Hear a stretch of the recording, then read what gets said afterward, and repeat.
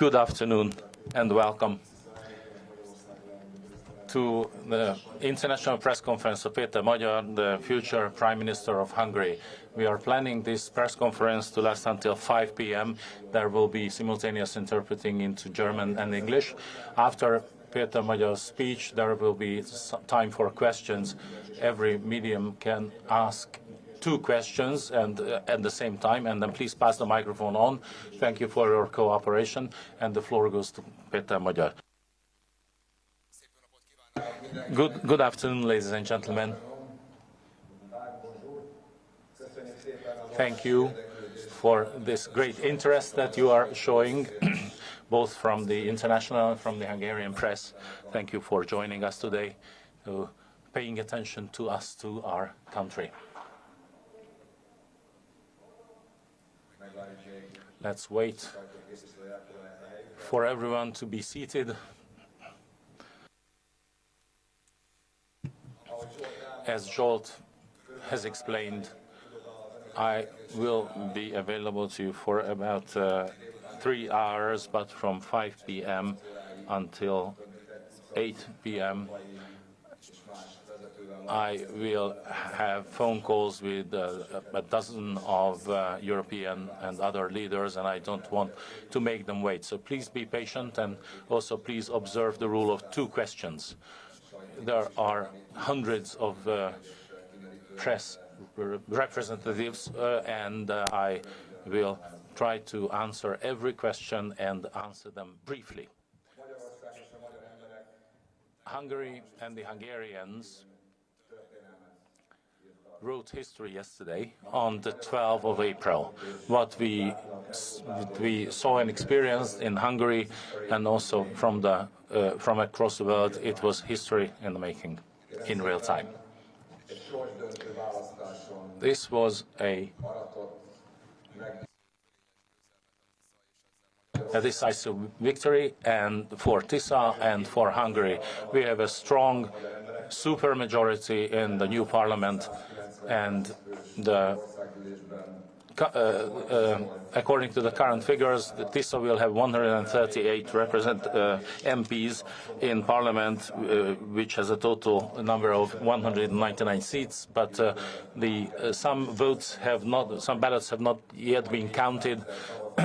Still, roughly 400,000 votes are still haven't been counted because they were cast elsewhere, and we expect that there will be an additional 3 to 4 MPs for the Tisza party, totaling 142 eventually, which is an never-before-seen mandate. No one has ever voted for the same party. No, this number of people have never voted on the same party. Roughly 3.3 million people voted for us, which gives us a huge mandate, but also a huge responsibility. And Fidesz, the state party, used to have 2/3 majority, but currently they have only 1/5 of the votes in the Hungarian parliament. And I would like to point out here that the reason that the state party won this many seats is that they have a propaganda machine behind them, spending hundreds of billions of forints, spreading lies, morning, day and night. And the entire state apparatus was managed by a state party, not unlike what we used to have in the 1980s and before that, before the political changes. Now, if without this propaganda machine and without using the state institutions for party policy purposes, such as the secret services and the law enforcement agencies, then we would have even fewer Fidesz seats in parliament, in the next parliament. And it is also no coincidence that we had an unprecedented yesterday. Almost 80% of Hungarians cast their votes, which Tisza kormánynak és ennek az új korszaknak. Átérezték a magyarok a legkisebb településtől Budapestig, illetőleg a hazájuktól több ezer kilométerre élő magyarok is átérezték a súlyát ennek a választásnak, hogy ez egy sorsdöntő választás, hosszú időre eldönti a szeretett hazánk sorsát. Én köszönöm mindenkinek hálás szívvel, aki részt vett a választáson, azoknak különösen, akik akár más kontinensre jöttek emiatt haza, vagy több ezer kilométert autóztak, hogy itt lehessenek, és hogy segítsenek a hazájuknak. Kérem szépen, ahogy elmondtuk, azt várjuk el, hogy az átadás, átvétel folyamata, az a transition period, ez a lehető legrövidebb legyen. A szabályok szerint legkésőbb május 4-én jogerőssé válik a választás eredménye, de ez a legkésőbbi időpont, ennél korábban is lehet. És a köztársasági elnöknek, ennek a báb köztársasági elnöknek a szabályok szerint 30 nappal az országgyűlési választások után legkésőbb össze kell hívnia az új országgyűlés alakuló ülését. Én arra szólítom fel Súlyog Tamás köztársasági elnököt, hogy a lehető leggyorsabban hívja össze, ne várjon május 12-ig, hanem akár már május 5-ére, vagy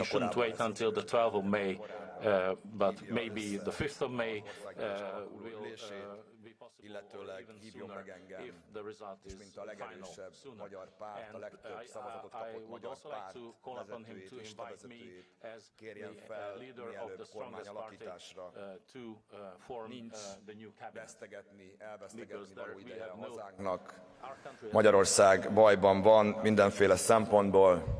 Kirabolták, lerabolták, elárulták, eladósították, tönkretették. Az Európai Unió legszegényebb és legkorruptabb országává tették. Amit tegnap este is elmondtam, szeretném gyorsan megismételni, hogy a Tisza kormány minden magyar embert képviselni fog, azokat is természetesen, akik nem a Tiszára szavaztak, minden magyar embert képviselni fogunk határon, innen és túl. Kossuth Lajos, hazánk egyik nagy történelmi alakja, azon kevés nem amerikai államférfiak és állami vezetők közé tartozó nagy alakja, akinek az amerikai kongresszusban is ott van a szobra.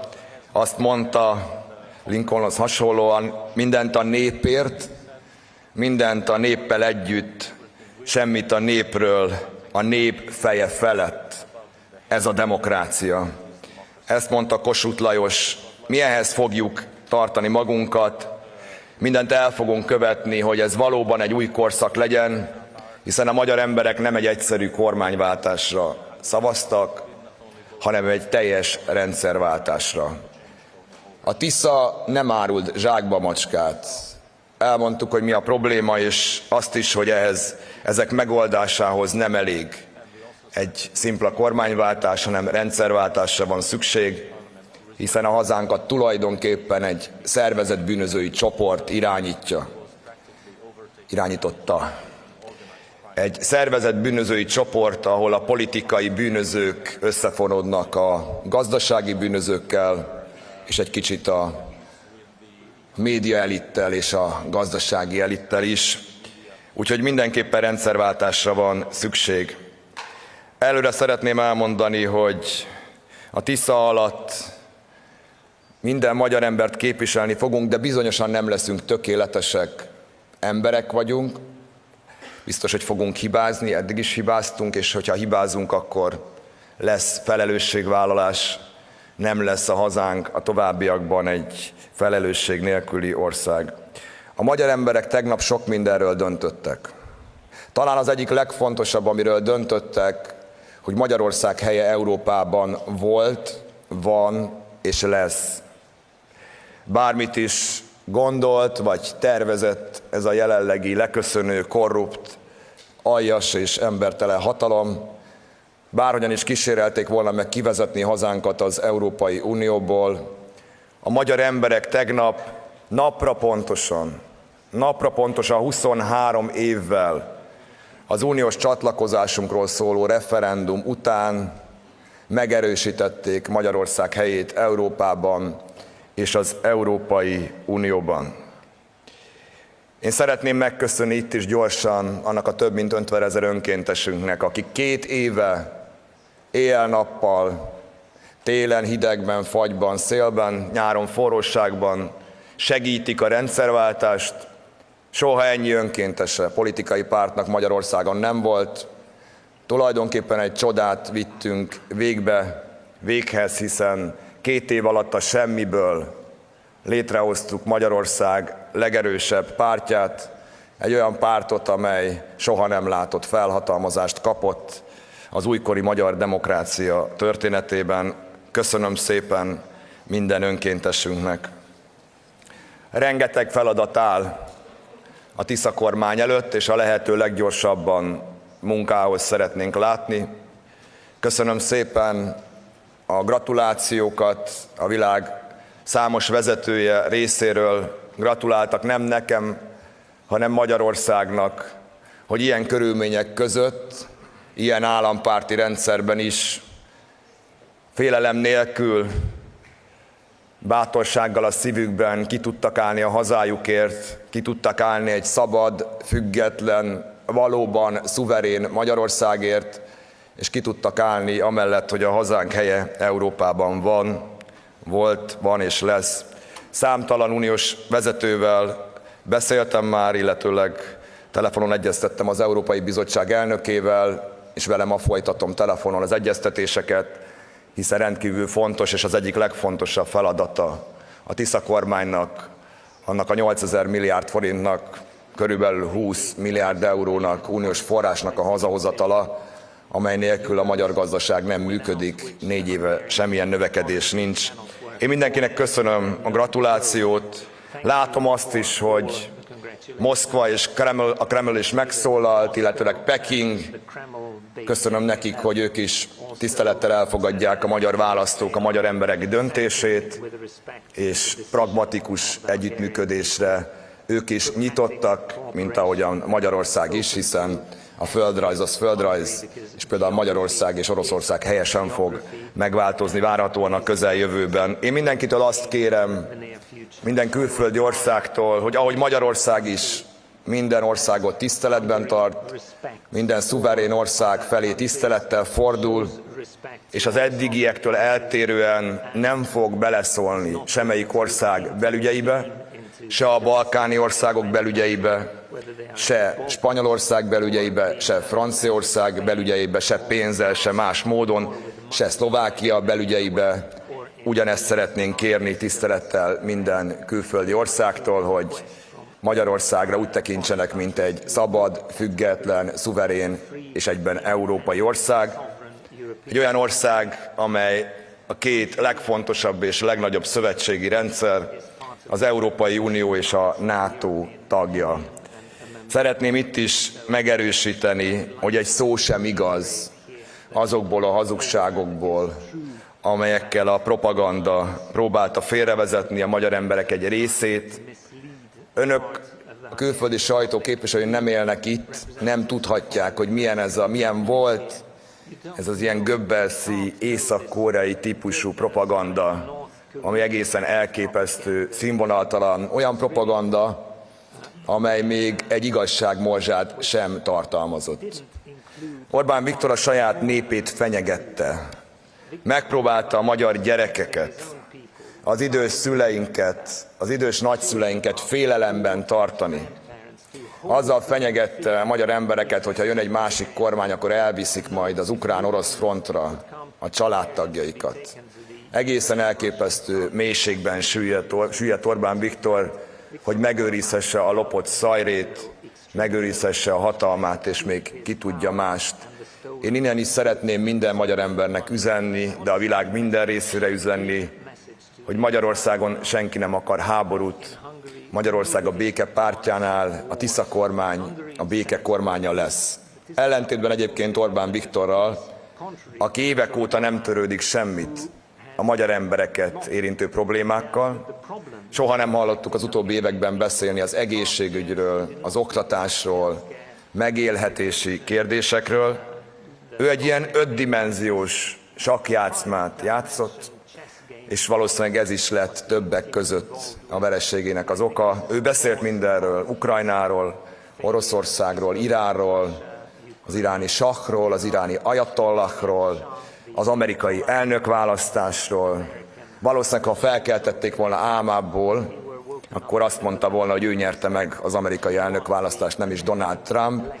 Mindenről beszélt Orbán Viktor, csak éppen a magyar embereket érintő problémákról nem. És a magyar emberek erre is nemet mondtak. A magyar történelmet, és ezt tegnap a magyar emberek milliói bebizonyították, a magyar emberek írják. Nem Moszkvában írják, nem Brüsszelben írják, nem is Washingtonban írják, hanem a magyar utcákon, a magyar tereken, magyar emberek. Hálás vagyok nekik, hogy ezt bebizonyították. Rengeteg feladatunk lesz, ahogy mondtam, az első, hogy elfogadjuk a korrupcionális intézkedéseket, elindítjuk Magyarország csatlakozását az Európai Ügyészséghez, létrehozzuk a Nemzeti Vagyon Visszaszerzési és Védelmi Hivatalt, alaptörvényt módosítunk és beleírjuk, hogy Magyarországon a jövőben miniszterelnökként csak 2 ciklusig szolgálhat bárki, ami 8 évet jelent. Alapvetően helyreállítjuk, mindent el fogunk követni, hogy a jogállamot, a plurális demokráciát, a fékek és ellensúlyok rendszerét visszaállítsuk, hiszen erre adtak felhatalmazást a magyar emberek.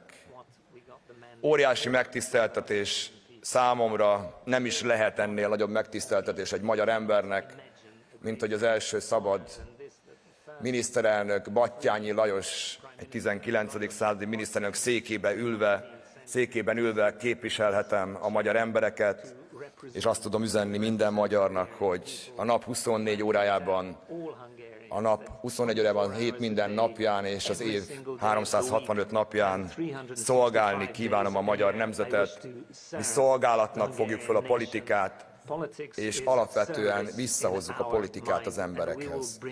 Ugyanis a politikának az emberről kell szólnia. Talán lesz rá kérdés is, de hadd mondjam el, kérdezik mindig a titkát, a Tiszának. Kérdezték tegnap is sokan, hogy mi a titok. Hogyan lehet 0 forint állami vagy egyéb támogatás nélkül, kizárólag önkéntesekkel a magyar emberek, a magyar önkéntesek támogatásával és kisebb 5000 forintos pénzbeli támogatásával felvenni a harcot egy állampárttal, amelynek ott van a propaganda, ott van a titkosszolgálat, ott vannak a hatóságok, ott van tulajdonképpen minden. És nem csak felvenni a harcot, hanem egy soha nem látott győzelmet aratni fölöttük. És azt tudom önöknek mondani előre is, így kérdés nélkül is, hogy a titok az ott van valószínűleg, hogy a politika az emberről szól. És ezt felejtették el sokan a politikusok. Látom, hogy Európában is és sok helyen kormányválság követ kormányválságot, hogy meg vannak rettenve a mainstream politikusok, hogy a szélsőséges erők előre törnek, és felborulni látszik a pártrendszer sok európai országban. Én azt tudom innen is üzenni jó szándékkal, kedvességgel, mert engem kérdeztek személyesen is nyugat-európai politikusok, hogy mi a titok, hogy az emberekkel kell lenni. Bele kell tenni a munkát, akár tetszik, akár nem. Én magam 700 településre jutottam el 2 év alatt. Van olyan település, város, ahol 7-szer jártam. Én az utóbbi 2 évben többet voltam a magyar utcákon és tereken, mint a saját ágyamban, a saját lakásomban. Ez nagyon sok lemondással járt. Nagyon keveset találkoztam, sokkal kevesebbet a 3 fiammal, mint amennyit kellett volna, és amennyit szerettem volna. Egy platós kocsival, egy Ford Transittal, egy 20-25 éves Ford Transittal jártuk körbe Magyarországot, és ott voltam a legkisebb településeken is. Sok millió emberrel találkoztam, sok százezer embernek belenéztem a szemébe, kezet fogtunk, és arról beszéltünk, hogy miben tudunk segíteni. hogyan tudjuk bebizonyítani, hogy a politika lehet szép, lehet őszinte, lehet igazságos és lehet hasznos. Sokan azt mondhatják, hogy ez populizmus. Ha igen, akkor egy jófajta populizmus. Ugyanis a politikának erről kell szólnia. Nem a bülbül nyelvről, nem a politikailag korrekt beszédről, hanem az őszintességről, az emberségről, magáról az emberről. Mi ezt tettük, és nagyon örülök neki, hogy így tettünk. Nagyon örülök, hogy nem hallgattam azokra a megmondó emberekre, budapesti média emberekre, elemzőkre, akik azt mondták, hogy ezt nem lehet megcsinálni, mert az ember belefárad, vidéken nem érdekli az embereket a politika. Hát ennek pont az ellenkezőjét láttuk. A tegnapi választási eredmény is sok minden mellett ennek volt köszönhető. And was due to this that we did things when Viktor Orban, he betrayed his country, he betrayed Hungarians living outside Hungary, Hungarians living in Transylvania, when he was supporting the Romanian George Simeon candidate. We decided to walk to Nagyvárad, Oradea, and the Partium, which is in Romania, and we did 1 million steps on foot, going through the smallest villages in Hungary and in Transylvania to our sisters and brothers outside the borders. This is what politics is about, and it seems that it struck a chord with people. We got a tremendous mandate. This goes hand in hand with huge responsibility. Allow me to repeat here that the government is a collective, it's a team. The Prime Minister is not going to be like a king, but like a captain who coordinates tasks, who relies on the opinion of his ministers, on their proposals, who relies on members of parliament, but also on Hungarian people. I myself have changed a lot. I learned how important direct relationship with the people is crucial, or as they say, participation. Yes, it is important. This is the only way democracy can work. Facebook posts are not enough, or to go into some studios and send messages to people and make decisions above their heads. This is how we will function, how the TISA community functioned in the past 2 years. We will make decisions together with the people. We will draw them in. This can mean referenda. The previous government made it impossible to hold a referendum, but this can mean that an online questionnaire, so not the ones we've seen that for 20 billion forints they ask nothing, but we can ask the opinion of citizens. I believe that this will give again and again a mandate for or to the government, not in Brussels to fight, but to bring and make the best decisions. This is what we shall continue. Let me say a few words about foreign policy, because I guess a lot of the press here is interested in this. Hungarian people made a clear decision yesterday. They are proud that we are part of the European Union and NATO. They are proud that for 1,000 years our ancestors, our kings and queens and princes have struggled to be part of Europe. We are proud that we protected the borders of Europe for hundreds of years. All Hungarians are proud of their European identity, and people could see that if this vile propaganda is lying to them, is accusing the European Union and criticizing them that they want war, everyone knows that it's a peace project that was created, the European community, that there should never be a war between the founding member states. And since the EU was created, earlier it was called differently, but there was no war, so Hungarian people could feel and understand that the fact that there is peace today in Hungary is due to a great deal to the EU and NATO. We also see the faults of the EU. 27 member states. It's a large organization, many national interests, party interests, lobby interests. I myself, for 8 or 9 years, I worked as a diplomat in Brussels, as a diplomat of the Hungarian government at the permanent representation, and I could get to know the functioning of the EU. It's a complicated, bureaucratic, seeking compromise, how difficult this is, and also the beauty of this. I can tell you that you can indeed find the compromise. I am here, and I personally, and Hungary is also prepared to create compromises. We shall have debates. I'm sure we will have debates because all member states are there to represent their national interests, the interests of their people, their companies, but we are not going there to fight so that we can fight and then we can write on billboards to the Hungarian people that Brussels is evil and it has to be stopped.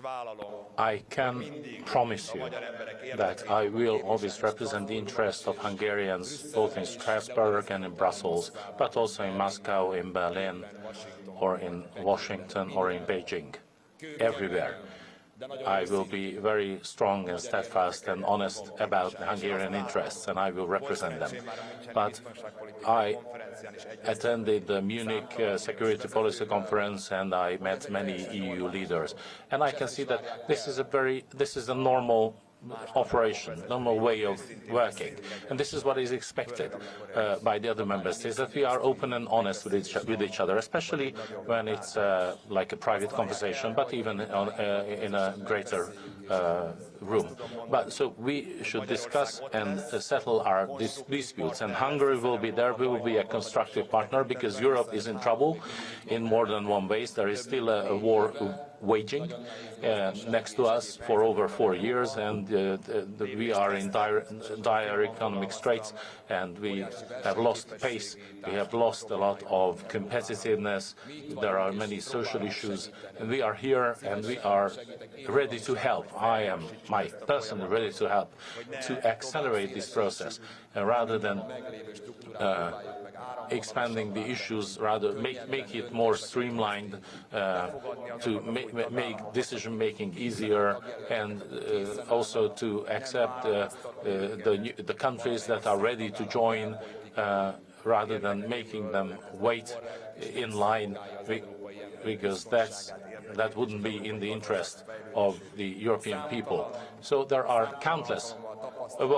We have seen countless number of times, as well as yourselves, that the leadership of the EU, how shall I put this? The EU doesn't really have leadership. So the Harry Kissinger's question cannot really be answered to this day. Okay. I'll just get the information and we provide you some minutes. So we will be there, and we would like to help to make Europe's voice stronger, to help Europe make headway, and to make decisions together, whether it's concerns competitiveness or any other topic, to support European citizens and also Hungarians. There's a new piece of information in front of me. Many people believe that Péter Szijjártó disappeared, who was resigning Minister for Foreign Affairs because he wasn't there behind Viktor Orban, but I would like to reassure you that he resurfaced. And today at 10, he went to the Ministry of Foreign Affairs together with Eszter Gyarmati, and he is in a meeting, and they are currently destroying documents that have to do with the sanctions. This is what's happening in Hungary. We know that people have been destroying documents, just like in the old communist age, that shredders are working full-time, not only in ministries but also the other background institutions. They are destroying, shredding documents, but that's not going to help them. But this is just to give you some context about the situation in Hungary today. A normal transition period, just a handover process in a normal country. If there is an opposition party which it has been more popular than the governing party for over a year and will take over the government, then the resigning prime minister will share information with the incoming leader, information that is important regarding the national security. But that's not what's happening. That's not what is happening in Hungary. We have no information at all. And just one last remark, that there are many things that we don't know. There are international treaties, confidential government decrees were passed by the Orban government. There are classified documents that they signed, and we have no idea what they are. There are many international commitments that the Hungarians have no idea about, not even myself, the leader of the largest opposition party and the future prime minister. Orbán Viktor took out loans with unknown interest and conditions. We have no information about those loans. He signed international treaties that cost billions to Hungarians, but we have no idea about the details, the conditions, terms and conditions of those loans. So we will have to get our hands on all of the documents that haven't been shredded, and so that the country remains operational after the handover, whether it's critical infrastructure, IT systems, national security systems, the foreign exchange reserve, the oil reserve. We have our team, we have our plans. We had plans for a supermajority or a simple majority, but now we will be fortunately using the plans that we have ready for the super majority. So I would once again call upon the President to listen to the voice of the people, because the voice of the people is the voice of God, and convene the first parliamentary to convene the parliament, and also receive me in the Sándor Palace where he resides as soon as possible. But we will do everything in our power once we read and learn about those documents, whether it's confidential government decrees or confidential loan agreements, to review them, and those who do not violate the interests, financial or security interests of Hungary, to disclose them, to make them available in the public domain, whether it has to do with education, healthcare, infrastructure, the budget, the economy, what the current status of the country is, what the robbers have left behind, those who robbed and betrayed the country. So we will have a stock take, and then after that we will have a stable budget. And clearly the current budget will have to be amended, because it already collapsed back in 2025. It was amended twice already, and in the first 3 months we had a deficit that is unprecedented in the Hungarian budget since 1990. And the world watched from the outside how Orbán Viktor is robbing bare his own country, and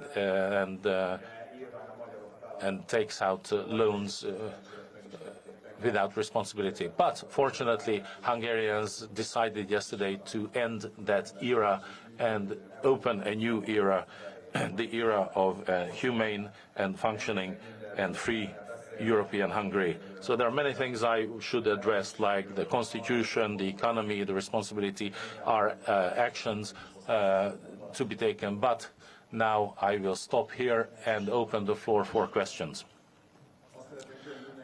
I would like to ask all of you to state your name clearly, your country, and also the name of your newspaper or your news outlet. And the first few questions will be asked by the Hungarian press, and then later on the international press will have a chance. Now, formerly, the international press conferences were worked in a way that at this point the propaganda media could ask the questions that were written for them by the government itself, and the independent press couldn't ask questions. And therefore we will now give the floor to those large Hungarian news outlets who are still independent and who survived the last 16 years, very often working with donations and with advertisements, but they were practically the public media of Hungary instead of the state propaganda channels. And first, I will ask Partizan to ask their question. Thank you. It's Ambrus, Partizan, Hungary. I have two questions. One, yesterday you called upon Tamás Súlyog, the president of Hungary, to resign. Can you share us your thoughts? If he was not to take that step, how will you make him resign? And also, during the campaign, you said many times that you will not only go among the people during the campaigns, but regularly. Can you make a commitment that as a prime minister, when will you travel the country once again to meet your voters, your electorate in person? Let me answer the second question. Yesterday, people suggested that we should take a tour of gratitude and walk. Valóban ezt mondtam mindenhol, és ezt tartom is, hogy szeretnénk továbbra is az emberek között lenni, nem csak én, hanem a képviselőink. Elmondtuk minden alkalommal, hogy nem csak most vannak ott a platós kocsi mellett kampányidőben, hanem ők valódi képviselők lesznek, nem szavazógombok, mindig elérhetőek lesznek. Én azt tudom mondani, hogy nyilván ez a 30 nap körülbelül, ami a kormányalakításra kell, az alakulóülésre, egy új kabinet összeállítására, az átadás, átvétel levezénylésére, ez most egy nagyon-nagyon fontos 30 nap, amit ezzel fogunk tölteni, hiszen alapvetően meghatározza ez az időszak, hogy hogyan tudunk nekirugaszkodni a valódi munkának, amit elvárnak tőlük az emberek, az adócsökkentésnek, a költségvetés stabilizálásának, az uniós pénzek hazahozatalának, és nem mondom végig az összes dolgot, de utána biztos számíthatnak rám a magyar emberek, hogy újra fogom járni az országot, még ha nem is úgy, hogy naponta 6, vagy akár 8, vagy akár 9 településen mondok beszédet, hiszen most már a kormányzásra hatalmaztak fel minket, de fogunk menni, és azt is elmondtam korábban, hogy alapvetően nem hiszem, hogy egy kormánynak folyamatosan egy kolostorban kellene üléseznie. Biztos, hogy lesznek olyan kormányülések, amelyek nem érintenek behind closed doors. So I'm sure there will be some cabinet meetings that will not touch upon sensitive issues, and therefore we may have some public and open government or cabinet meetings, and people will be able to ask questions. So we would like to change politics in Hungary. And we would like to give an example, not only in Hungary, but also for the whole world, what politics should be about. It's not politics by Orban. These politicians like Orban, who are playing the high priests of peace, they are the ones who start wars or who generate wars. And I would like to be very clear. Minister Orban said that if Donald Trump were to ask, they will consider sending troops to the Iranian war. Now, I don't know if you are aware of this, but his son, his only son, was planning a military mission in Chad, in Africa, with 200 Hungarian soldiers for tens of billions of forints. So once again, the Prime Minister's son, and he said privately that up to 1/2 of the Hungarian soldiers who will be deployed there may die. And this is in the middle of 2020s in an EU member state that the Prime Minister's son is planning a military mission in Africa. So this is not how we approach politics. We will work for the Hungarians instead. And to your other question, it is clear for everyone that Hungarians decided to change the regime. And Tamás Súlyog, president, and the other puppets are parts or were parts of this regime. And they were elected not because they were qualified for the job or because they wanted to represent the unity of the nation, which is the job of the president, or to watch over those in need and support them, and to be the human face of Hungary, which would be the role of a president. But rather, he was appointed to sign everything, every document that he is presented with, whether it's the menu or the constitution or the laws. So we don't need people like that. That's not a president. To me, he is not a president. He allowed the country to be robbed, the National Bank to be robbed. He didn't say a word when thousands of Hungarian children were abused by pedophiles who were appointed by this government, who were awarded by this government, or who were pardoned by this government. The president didn't say a word. That's not a true president. And I hope that he is listening. He may not have heard last night, so let me repeat. He should resign. He should resign as soon as possible. This is the decision of the Hungarian people. We have a supermajority which will make it possible for us to amend the constitution. But I don't want to be a lawyer, especially against a lawyer like the president. I hope that the remainder of his dignity would be left and he would leave his office, because we don't need the puppets of the mafia. Hungarian people deserve a president who is really showing the unity of the Hungarian nation, who would stand for a humane Hungary, who would act if he sees that GRU, the military secret service agents, are here and wanted to influence the Hungarian elections. 1956, 70th anniversary this year. Such a person cannot be the president of Hungary on the 70th anniversary of 56. He should leave.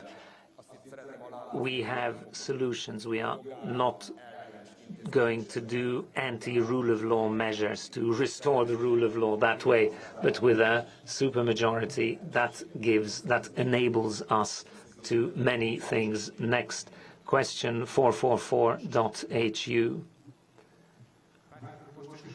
You also referred to the two-thirds majority, so it will be 2 cycles that you will restrict how long the Prime Minister can be. So will you talk with the opposition about this? Can you say that Viktor Orban is never ever going to be the Prime Minister, and that you yourself will only do 2 cycles max? Last time, when asked about your ministers, you said, let's cross our bridges when we get there. Now you said the team is ready. What can you share with us about the cabinet, the future cabinet, ministerial structure? Who will be the heads of the different ministries?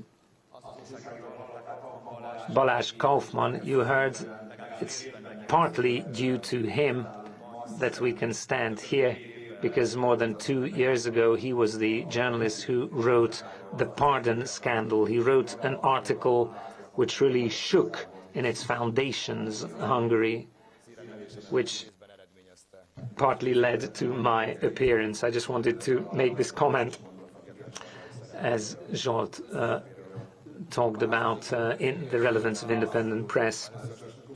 So structure, maybe I'll start.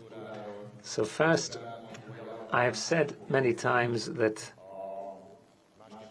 we will have a different governing structure than what it was with Fidesz. In Fidesz, there were these big major ministries, and we will have sectoral ministries, so Minister of Health, Minister of Education, Environment Protection, Rural Development, Clean Finance Ministry, so we will have foreign trade, domestic trade, we will have a Prime Minister's office, Secret Service will go back to where it was before, Information Office will go back to the Ministry of Foreign Affairs, and we will have responsible ministers. They will take responsibility for their decisions. Many names are known, actually, more than what would be expected, because few names were known when a Fidesz government led to a Fidesz government. So a prime minister needs to have discretionary power to discuss it amongst themselves, assessing the magnitude of the mandate to create the team with whom they plan to manage the country. András Kármán, Zsolt Hegedűs, I could mention many others. I won't announce any new names here, but within weeks you will, or the Hungarian public will get to know them. Parliament committees will hear them, and then people will see them. They will be experts, I can say. So not puppets, as not corrupt, sometimes betraying. So not corrupt puppets, but real expertise is going to be there in Hungary, which I think is good news, and it's necessary for us to progress. Prime ministerial cycle, I can state. So we got a mandate now for one cycle. I can, if my body, one term, I can't see 5 years ahead. So for 4 years we got a mandate, which is tremendous, and this will be in the fundamental law. And I said, because Viktor Orban has been prime minister for 20 years now, of 36, 20 years as a prime minister. So this limitation in the fundamental law will apply to him, so he cannot be Prime Minister of Hungary, but still he is the Prime Minister who was in office for the longest period of time. He had a tremendous mandate, he had a tremendous opportunity, he could have carried out tremendous things for his country to make Hungary a country that develops, but he didn't use it, he misused this opportunity. Thank you. 24.hu, 24.hu. Csaba, Horváth. Holding to account, where are you? I can't see you, sorry. So, yeah. Holding to account, I want to ask my questions. Anti-corruption measures you mentioned. What are these measures going to be? And asset recovery institution office, when can it be set up earliest? What mandate, remit will it have? What will be the first cases in your view? Thank you. So, anti-corruption measures, European Prosecution Service, I said, so even if Hungary decides, Parliament can initiate our accession, but it's about 6 months before this can all happen. We will create an anti-corruption office. I know some of you don't believe in office, but intentions are crucial. Do you want to do something, and not the name or the label that matters? So everything with public money, it will, so preventive, education and watchdog role, whistleblowing and anonymous whistleblowing possibilities, so to really to uproot or to take out corruption. Hungary cannot develop. For some time it was almost like accepted. We spoke about corruption like it's called theft, and the money that is stolen, the thousands of billions of forints through overpriced public procurement, this is the money of the pensioner. It's missing from child protection. In Tisadob, child protection home where they don't give extra food to the children, and the refrigerator was locked so that a 5-year-old child cannot eat if he's hungry. So this is not normal. We should not accept that stealing public money is normal. But we will restore the independence, so no politically appointed leaders, whether they were at the prosecution, police, or inland revenue, or at secret service, to cover up cases. Bence Szabó, captain, who was a captain of the National Bureau of Investigation, under what pressure they were working. They were forced, small police officers, or Pálinkás Szilveszter spoke about the defense forces, not to go after the real culprits. He spoke about many agencies, and politically motivated procedures were launched against civilians or journalists or artists. If we restore professionalism, if we can separate the operative and the political management, and if we can say that a minister cannot intervene into the work of a police commander, into their professional work, so only political oversight, because obviously it's the Minister of the Interior who has this political oversight. National Asset Recovery Office this will be an important role. It's going to be one of the most difficult tasks to lead this. We have some candidates, but here we cannot make any mistakes, because there's a huge expectation from people, and it's the interest of the Hungarian economy that from the past 16, 20 years, crimes can be revealed, so this office can really help investigative authorities, so they won't be competing, the different units or branches or agencies. They will work together. What remit? Well, 2/3 majority we were given. So substantive remit, even investigative rights can go to such an office, but we want a coordination role.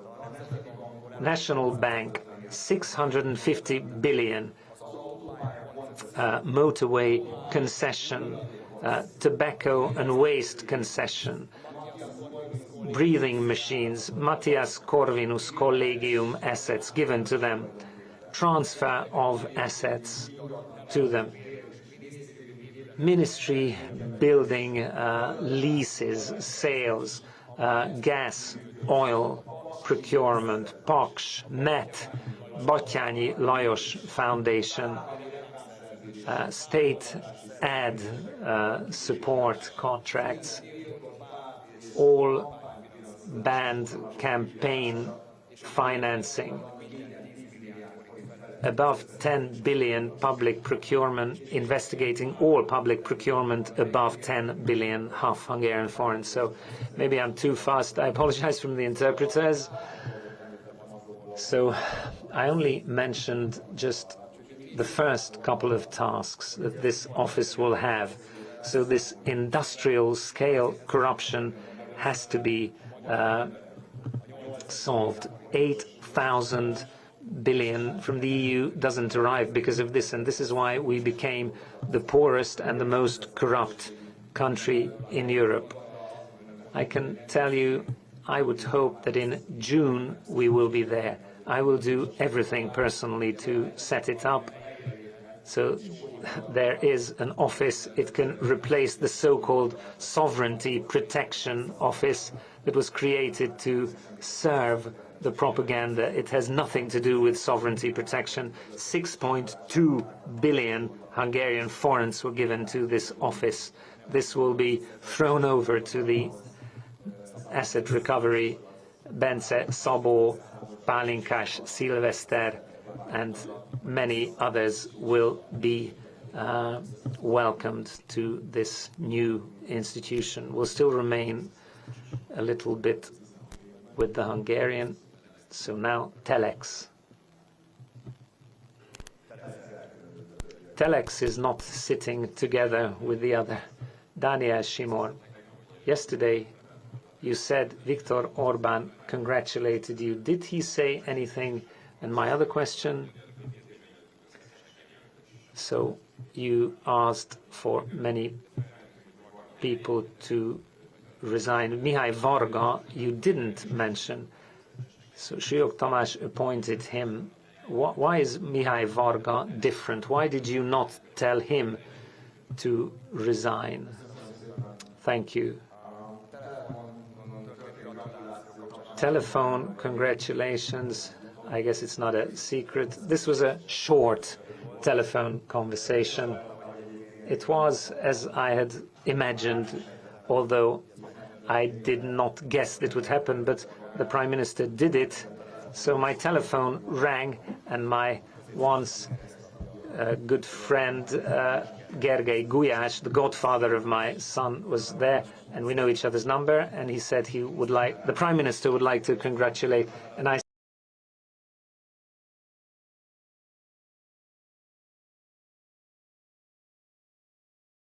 because I don't take unknown numbers. He gave the last 4 digits. The comrade Prime Minister called within minutes, and I said, I am Péter Magyar, good evening, and he said, I am Viktor Orbán. I would like to congratulate you for your victory. I said to this, thank you very much for your congratulations on behalf of Hungary, and it's a great honor. It's the greatest honor that sitting in the chair of Lajos Batthyány, I can serve the Hungarian nation as Prime Minister. And I also said, if I can say this from today, from the 13th of April, we have a joint responsibility to reunite the Hungarian nation and to do everything so that it will be easier and better day by day for Hungarian people. And he said, good, I wish you good night. This was our telephone conversation. To your other question, the governor of the National Bank. Well, I intentionally left him out from the list.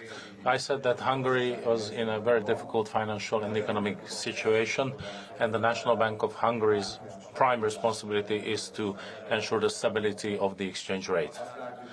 And, well, it hasn't been very successful recently when we have had major inflationary pressure as well. But as far as I can see, irrespective of who appointed Mihály Varga, he is a different kind of governor for the National Bank.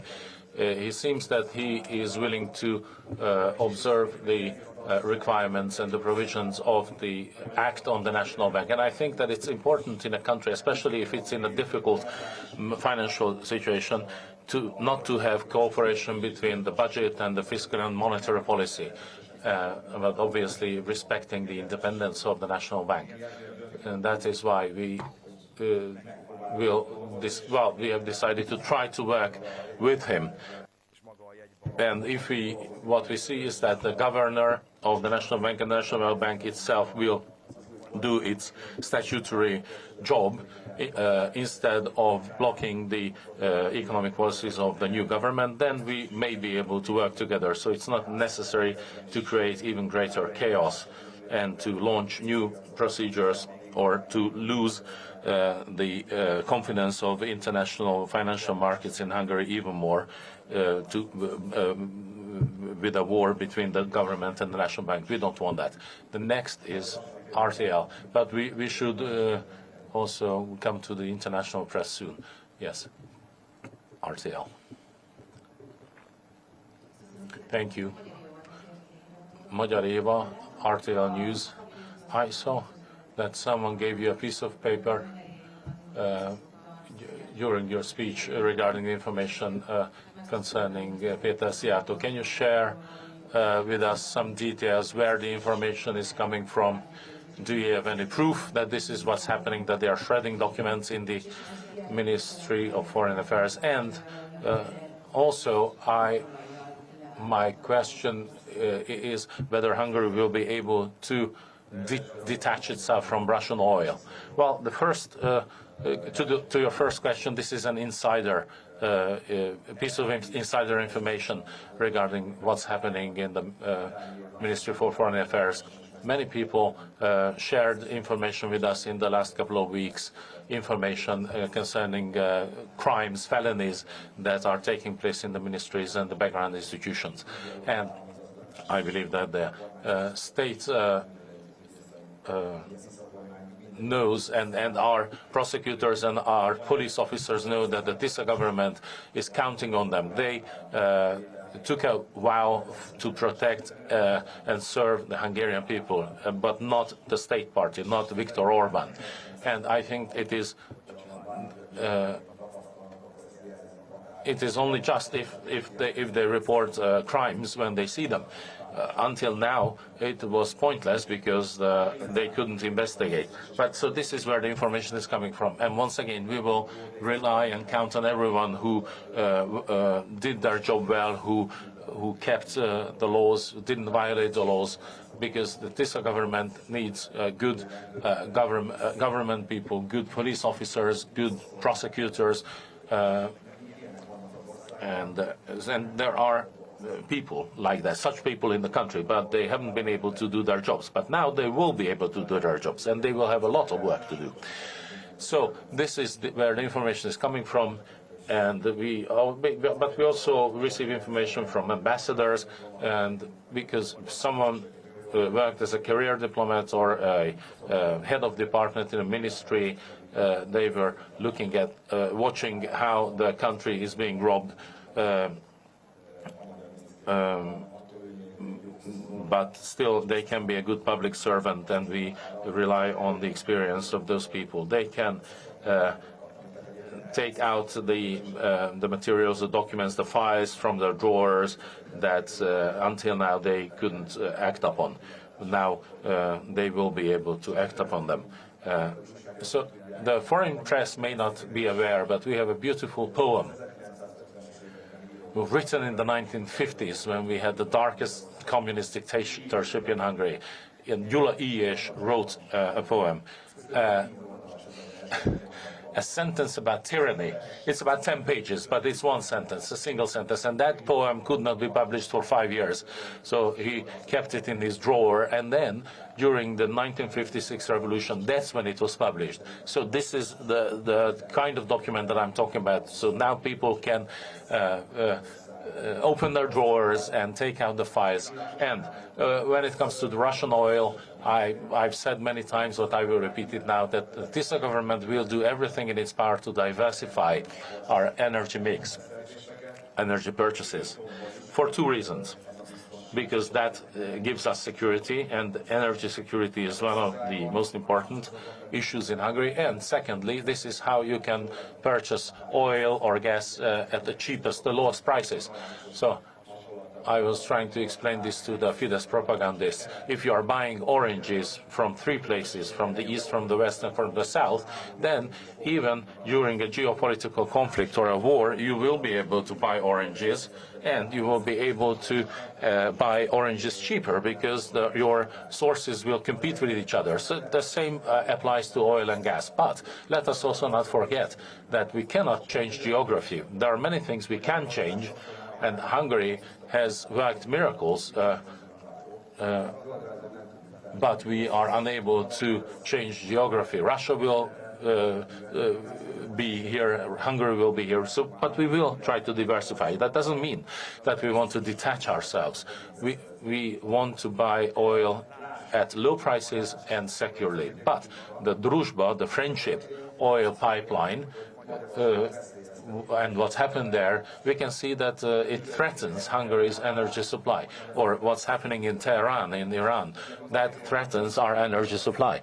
So it is in the interest of Hungary to diversify our energy mix and energy supply as much as possible, to build cross-border capacities, to sign international treaties by the Hungarian state or by MOL, so that we are able to buy energy from the east, from the south, from the west, or from the north to supply Hungarian households and companies.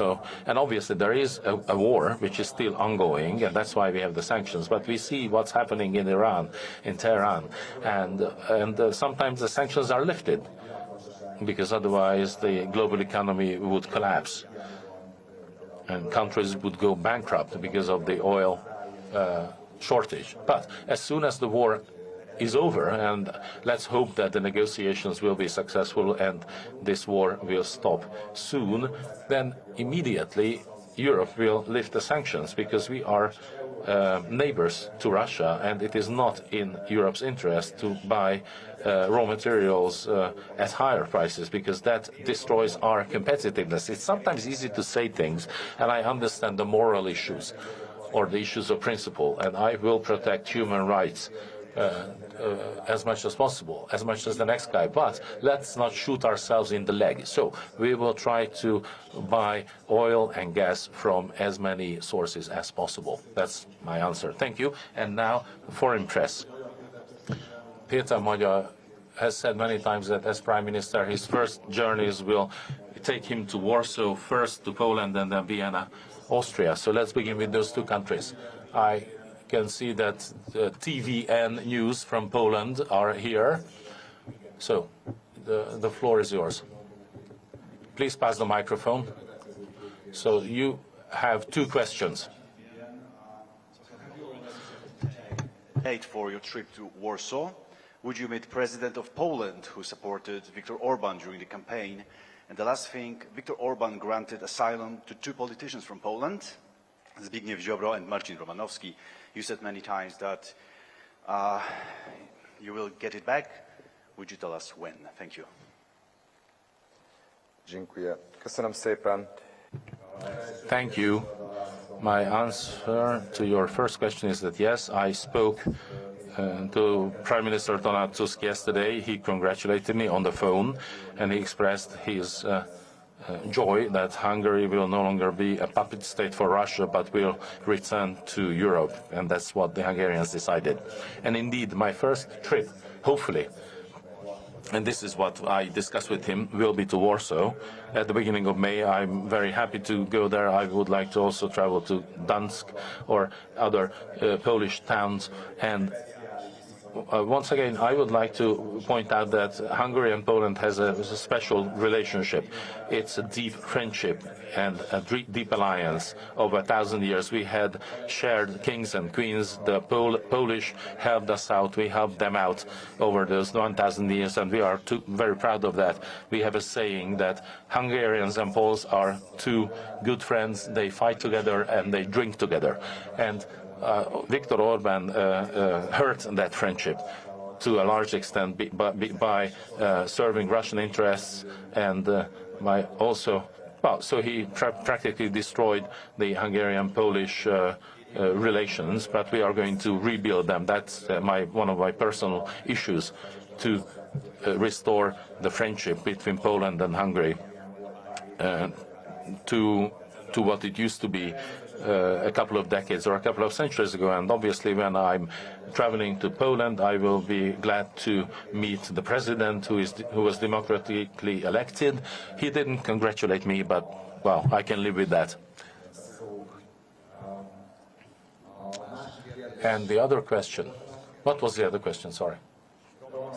Yes, Mr. Romanowski and Mr. Zibro. Well, I think I spoke very clearly about that earlier. I suggested that they shouldn't buy any furniture in Hungary in IKEA because they are not staying long. Hungary will not be an asylum for international criminals, and that doesn't only apply to them but also to Mr. Nikola Gruevski, the former Northern Macedonian president, who is also a felon. But and that's not because this is fair, but also we expect other European countries that if Hungarian political criminals are escaping to other countries, we want them to extradite them back to us in line with the spirit of European cooperation, these potential criminals. And I can only suggest to Mr. Zibro and Mr. Romanowski that if they have nothing to hide, then they should go home and stand in front of the people, well, he used to be a minister for justice, so he must know the Polish judicial system. So he should clear his name of the accusations. And that's not my job. So we will find a way, unless they have already left, but if they haven't left, we will extradite them to Poland. And thank you. The next question is from the ORF, the Austrian public broadcasting company. Thank you. My name is Ak Hisai.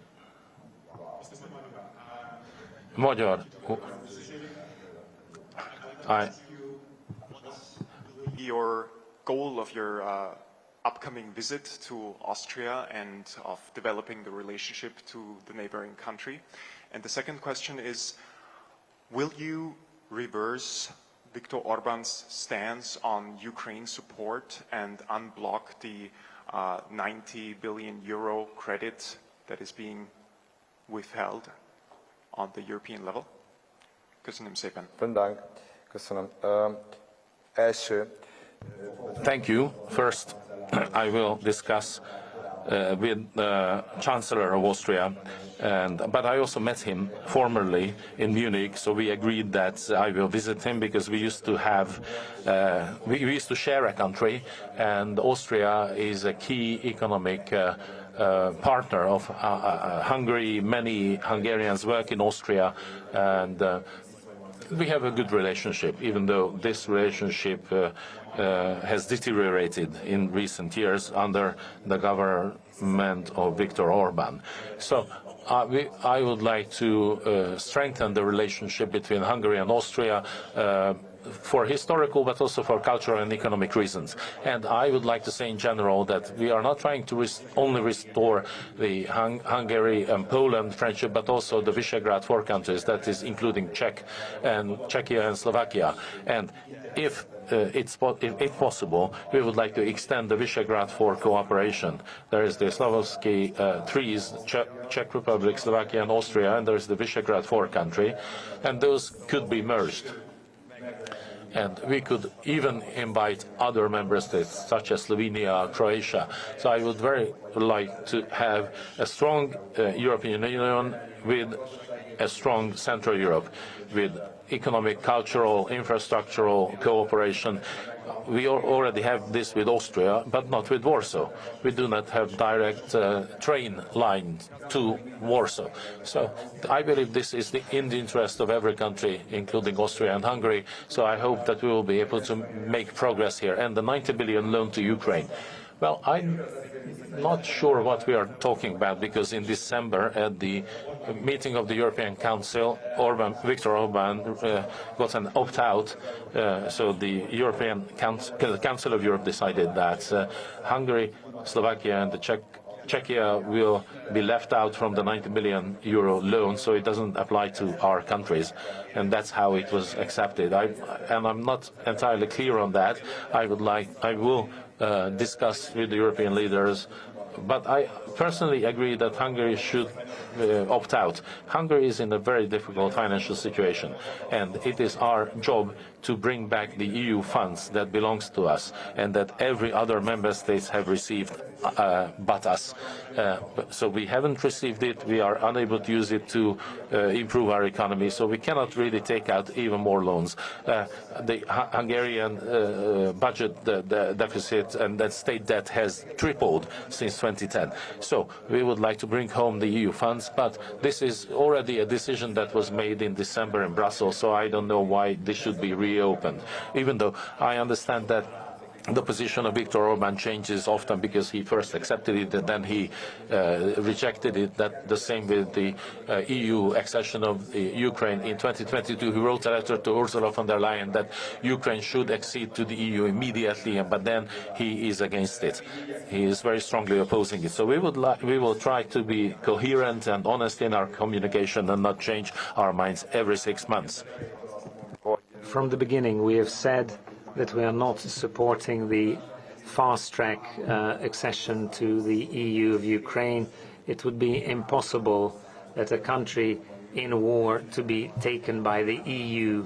These discussions cannot be held, all the chapters to discuss, so I don't think this has relevance, but I can see that there are some movements, so the people that we have spoken with, the member states, don't take this as a possible scenario, so all accession countries have to go through the same process. They have to discuss all the chapters, and if Ukraine does it, then in Hungary there will be a referendum whether the EU should take it, and it's not going to be in the near future. Deutsche Welle, Facsar Fanni.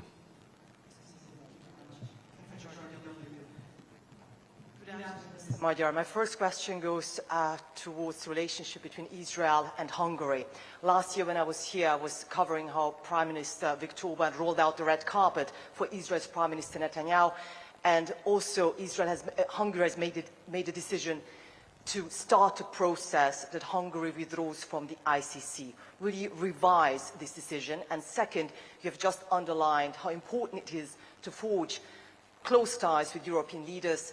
What will the relationship look like between Hungary and Germany? What kind of relationship would you like to build with Germany's Chancellor, Mr. Merz? Thank you very much. Thank you very much.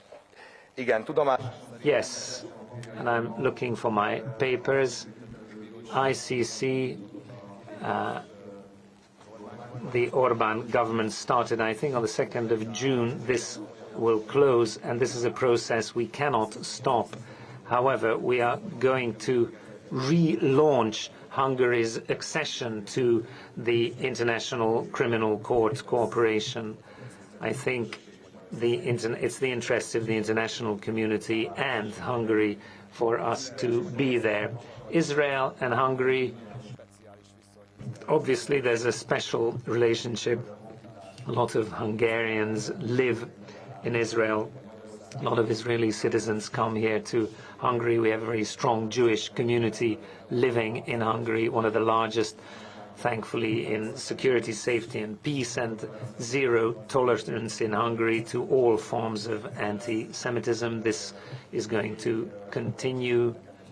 We won't do anything like the propaganda, what the Orban government said in some of its propaganda brochures. But Israel is also an important economic partner.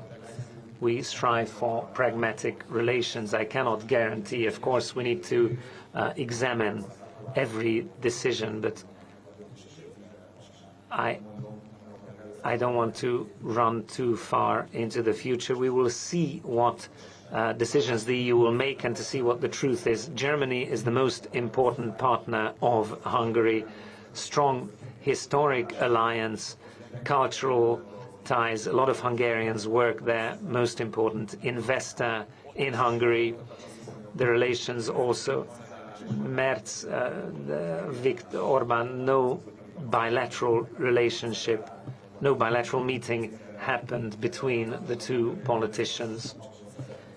We want to create very strong ties in Munich. I met the Chancellor yesterday. He called me and said he would like to host me in Berlin to discuss any open issues and to have close political ties, similarly to the economic ties. German investors are doing a good job here. They employ a lot of Hungarians. I can also see there are some German investors that were kind of persecuted by this government, and competitive equality was not guaranteed to them, but I could say this for Austrian companies as well. Level playing field is what we want to provide to all foreign investors, so not benefits like to the South Korean or the Chinese investors that the previous government did, but no, we want to have a level playing field. We are waiting for foreign investors. We want to support Hungarian SMEs. Foreign investors will see, and also the Hungarian investors will see, that the rule of law is working. It's legislation will not be passed during the night, but predictable, stable processes. This is what I can say, and I'm looking forward to the cooperation with Germany. I studied in Hamburg. I love that city, and I really like Germany. Although I've forgotten a lot of my German, Mr. Magyar said a few words in German. So we are now about halfway through, and now I'd give the floor to the BBC to ask their question. So BBC. Katja Adler. Viktor Orban, what he stood for at home and abroad. What should we expect from Péter Magyar? What will you be standing for? And if I can ask as a second question, can we... Sorry, standing for... Yes, what principles will you be standing for? What should we expect from you? And secondly, can we get a clear answer, please, on the Hungarian veto on the loan to Ukraine? Will you be removing it or not? Thank you. Thank you. Az első kérdés. To your first question, I can say what I have, I think, referred to what can be expected. We want to cooperate with our European partners. Hungary will be a country of rule of law, a reliable partner, not just in the EU, within the EU or with the United Kingdom, with the United States, within NATO. So you will see about Hungary what you saw decades ago. So Hungary was a front runner. This is what we want to go back to. We want to place Hungary to the front runner of Central Europe. We know we have strong competitors. From me, you will always see, and from TISA, we will stand by the rule of law, human rights, even if sometimes there is a contradiction between human rights and economic interest. We will always choose human rights, and we will be a reliable, trustworthy partner. Maybe sometimes it won't be simple because we will be representing Hungarian interests, but we will always be reliably there if there is an issue, and we will communicate honestly. And if someone communicates, or if there is honest communication, then you can always find the solution. Your second question, I don't fully understand. So it will be more than 1 month from now that the TISA government is going to be formed. By then, it's going to be off the agenda. So this, I can see that in Brussels, negotiations are going on to bring it back. But this is a decision that's been accepted. Hungary has an opt-out. Hungary was left out and is going to be out. But the European partners have accepted this. So I think with this I have answered the question. Sky News is the next question. Sky News. Ivor Bennett from Sky News. You said that those who have defrauded the country will be held accountable. Does that include Viktor Orban? Could he go to prison? And secondly, you have heavily criticised Viktor Orban's relationship with Russia and with Vladimir Putin. What will your relationship be like with Vladimir Putin? Will you speak to him? And if so, what will you say? Thank you. Thank you. Köszönöm szépen. First question. It's not the task of a politician. It's not the task of a prime minister. It's not the task of a prime minister, not a party leader's task to assess whether the other party president, former prime minister's place is in prison or not. A prime minister's task, a government's task is to guarantee the independence of the judiciary, the independence of investigative units, to give financial sources or funds so that they can carry out their tasks. So the new independent Hungarian judiciary's task will be to investigate who carried out what kind of criminal offences. It will be the task of the Asset Recovery Institute to examine whether there was a crime or not. How did they deceive? How did they manipulate public procurement. Everyone can see that it's not a normal thing, and it cannot happen legally that Viktor Orbán's friend, Treasurer Lőrinc Mészáros, gas technician, water technician, in 10 years he's 5 times richer than the royal family in 400 years. So we are talking about someone who cannot read or write, who cannot really speak. So he's a childhood friend of Viktor Orban. I think all of us have assumptions that this is not okay. You can't do this legally, but it's not Magyar Péter's task. And I would be cautious that it's not the politician's task, it's the judicial system's task to do this. What we can do is we can guarantee the independence of the judiciary, the investigative bodies. We will create the Asset Recovery Institute. I can see the social need that our country has been robbed, but we are not living in communism, that we take something away without court decision and we say that someone should go to prison. This is not my task, but the judiciary will carry out its own task.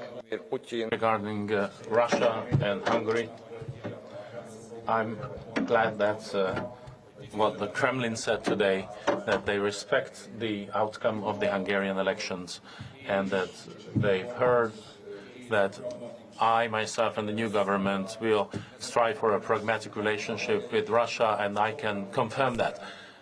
And similarly to many other European countries who have a pragmatic relationship with Russia, because you cannot change geography, we are exposed to Russia in terms of energy sources, because there is a heavily overpriced POX nuclear power plant expansions. But we will revise all contracts, we will renegotiate them if necessary, we will terminate them if necessary. So if Vladimir Putin calls me, I will pick up the phone. But I will not call him myself. But if we were to speak, I can say, I will ask him to please stop the killing after 4 years, stop the war that has no point at all for them either. Tens of thousands or hundreds of thousands of Russians also died and families destroyed, including Russian-speaking people living in Ukraine, killing them, bombarding their cities, raping them, etc. But so this is what I would tell him, and I think that would be a very brief discussion. I'm afraid that he will not stop acting on my advice, but I hope that he will be forced to end the war soon. Thank you. The next question is from Kyiv Independent, Ukraine. From the Kyiv Independent. Gratulálok a győzelemhez. I congratulate you on your victory. People have clearly rejected the pro-Russian Fidesz campaign, scare campaign during the election, all about Ukraine and Zelensky and war. But since you're saying this is going to be a clear shift back to the EU and NATO and these values, how specifically is your Ukraine policy, TISA's Ukraine policy, going to be different to pro-Russian Fidesz Ukraine policy? And the second question would be connected. We've had now over a year of effort by President Trump, mostly with pressure on Ukraine rather than Russia, to make peace. What is your vision for exactly how peace should be achieved in your neighboring country? Thank you. Thank you very much.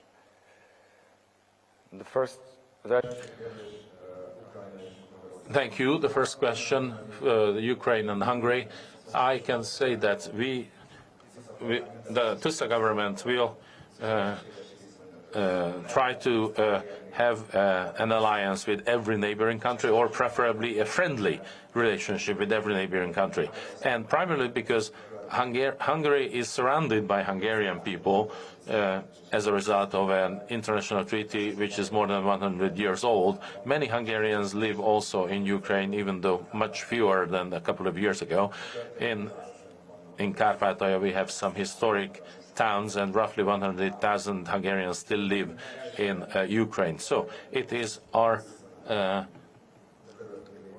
in our interest to have good relations with our neighbors and to resolve any disputes. That applies to Ukraine, Slovakia, Serbia, and also Austria. There are some outstanding issues, even though they may not be as sensitive as the ones with Slovakia or Ukraine. So I received the congratulations from your president, and I'm sure I will meet him, if nowhere else than in the European Council, when I will become Prime Minister, and I will strive to resolve the situation with every neighboring country. There are many outstanding issues that we will inherit from the Orban government, because they used these disputes for party politic reasons or purposes. And let me then now turn to the second question. We have always been clear that in this situation, and I wasn't changing my mind one day to the next. I didn't say different things in Brussels or in Moscow, just like Orban did. So everyone in Hungary knows that Ukraine is the victim of this war, and that Ukraine, based on the Budapest Memorandum of 1994, it is the job of any Ukrainian government to protect its territorial integrity and sovereignty, and no one should tell them that hopefully at the end of a 4-year war, under what conditions they should enter peace or sign a peace treaty. So we cannot say any country to give up their territory. If they do, they are a traitor. And this is what the Fidesz politicians said. Then I would like to ask them, what happened? What would you do if Russia attacked Hungary? Which Hungarian counties would you be willing to give up? So this is blood-curdling speech, and it's not doing right by our heroes of the revolution of 1956. And I hope that every international players will be a part of this, because obviously Hungary will not decide the peace between Ukraine and Russia, but they should give security guarantees, territorial guarantees that can be observed or that can be kept. So Ukraine will not end up like many other countries where he gave up, in the Budapest Memorandum, he gave up his nuclear arsenal, but then 4 guarantees, but those guarantees were violated repeatedly by Russia. So once again, I would like to say that we will strive to be friendly with all neighboring countries, but with Ukraine, it will be a condition precedent to resolving the situation is to ensure the rights of the Hungarian minority living in Ukraine. And I believe it's clear also for the Ukrainian government that linguistic rights must be restored in Ukraine. And I don't really understand why this hasn't happened until now, because so there was always the intention there from either Ukraine or Hungary, but we couldn't reach an agreement. And the Hungarians living in Ukraine are not asking much. They are only asking the same rights as that they used to have 10 or 15 years ago, so that they don't have to live in fear, so that the Hungarian kids don't have to leave the country if they wish to use their mother tongue. I think this is not such a great ask, and I hope that we will be able to resolve those disputes. So Bloomberg's in line 2.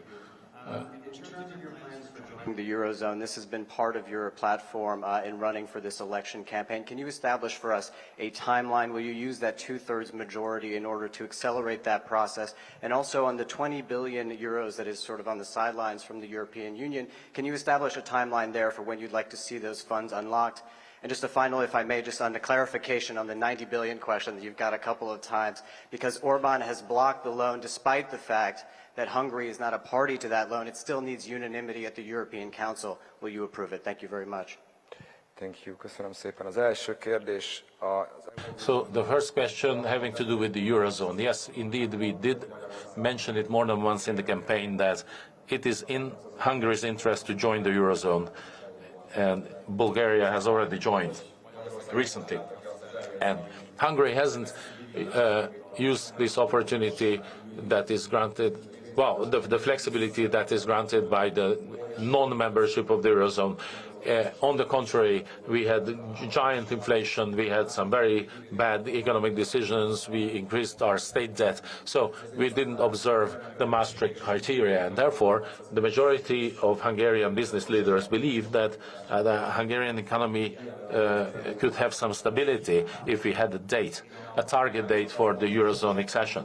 And I said in the campaign, and I can only say again, that we will need to look at the budget, the actual position of the budget and our international commitments, and we will have a public discussion about the Eurozone membership, and once that is over, we will have a decision about the date when Hungary joins the Eurozone and how Hungary can comply with the Maastricht criteria, which is in the interest of the country because it provides stability, also price stability for Hungarians. They will not need to face record inflation rates that what happened during the Orban government. Whether it's 2030 or 2031 or later, I cannot tell you right now. We will need to wait and see the Hungarian budget position and the weaknesses or the exposures. And regarding the 20 billion EU funds, it's very important to bring them home as soon as possible, because for the majority there are some very strict deadlines. There are some funds where the deadline is August 2026, and we are aware of that. The EU institutions and the Commission are also aware of that deadline. So I said clearly what we can do and what's good for Hungary, for the Hungarian companies and for the Hungarian people. And what the EU expects us, or the Commission expects us to do, there are four things: anti-corruption measures, including joining the European Prosecutor's Office; the second, the independence of law enforcement and the judiciary; third, the freedom of press, and stopping the propaganda spending; and the fourth, academic freedom, restoring academic freedom to the Hungarian universities, liberating Hungarian universities, and giving them back to the Senate and citizens of university, and also research institutions. These are the things that we can do, and we will be able to do, and I hope that the decision will be made quickly. I said that my first journey will be to Warsaw, the second to Vienna, but the third to Brussels. And that can happen in 1 or 2 days. I must be very quick.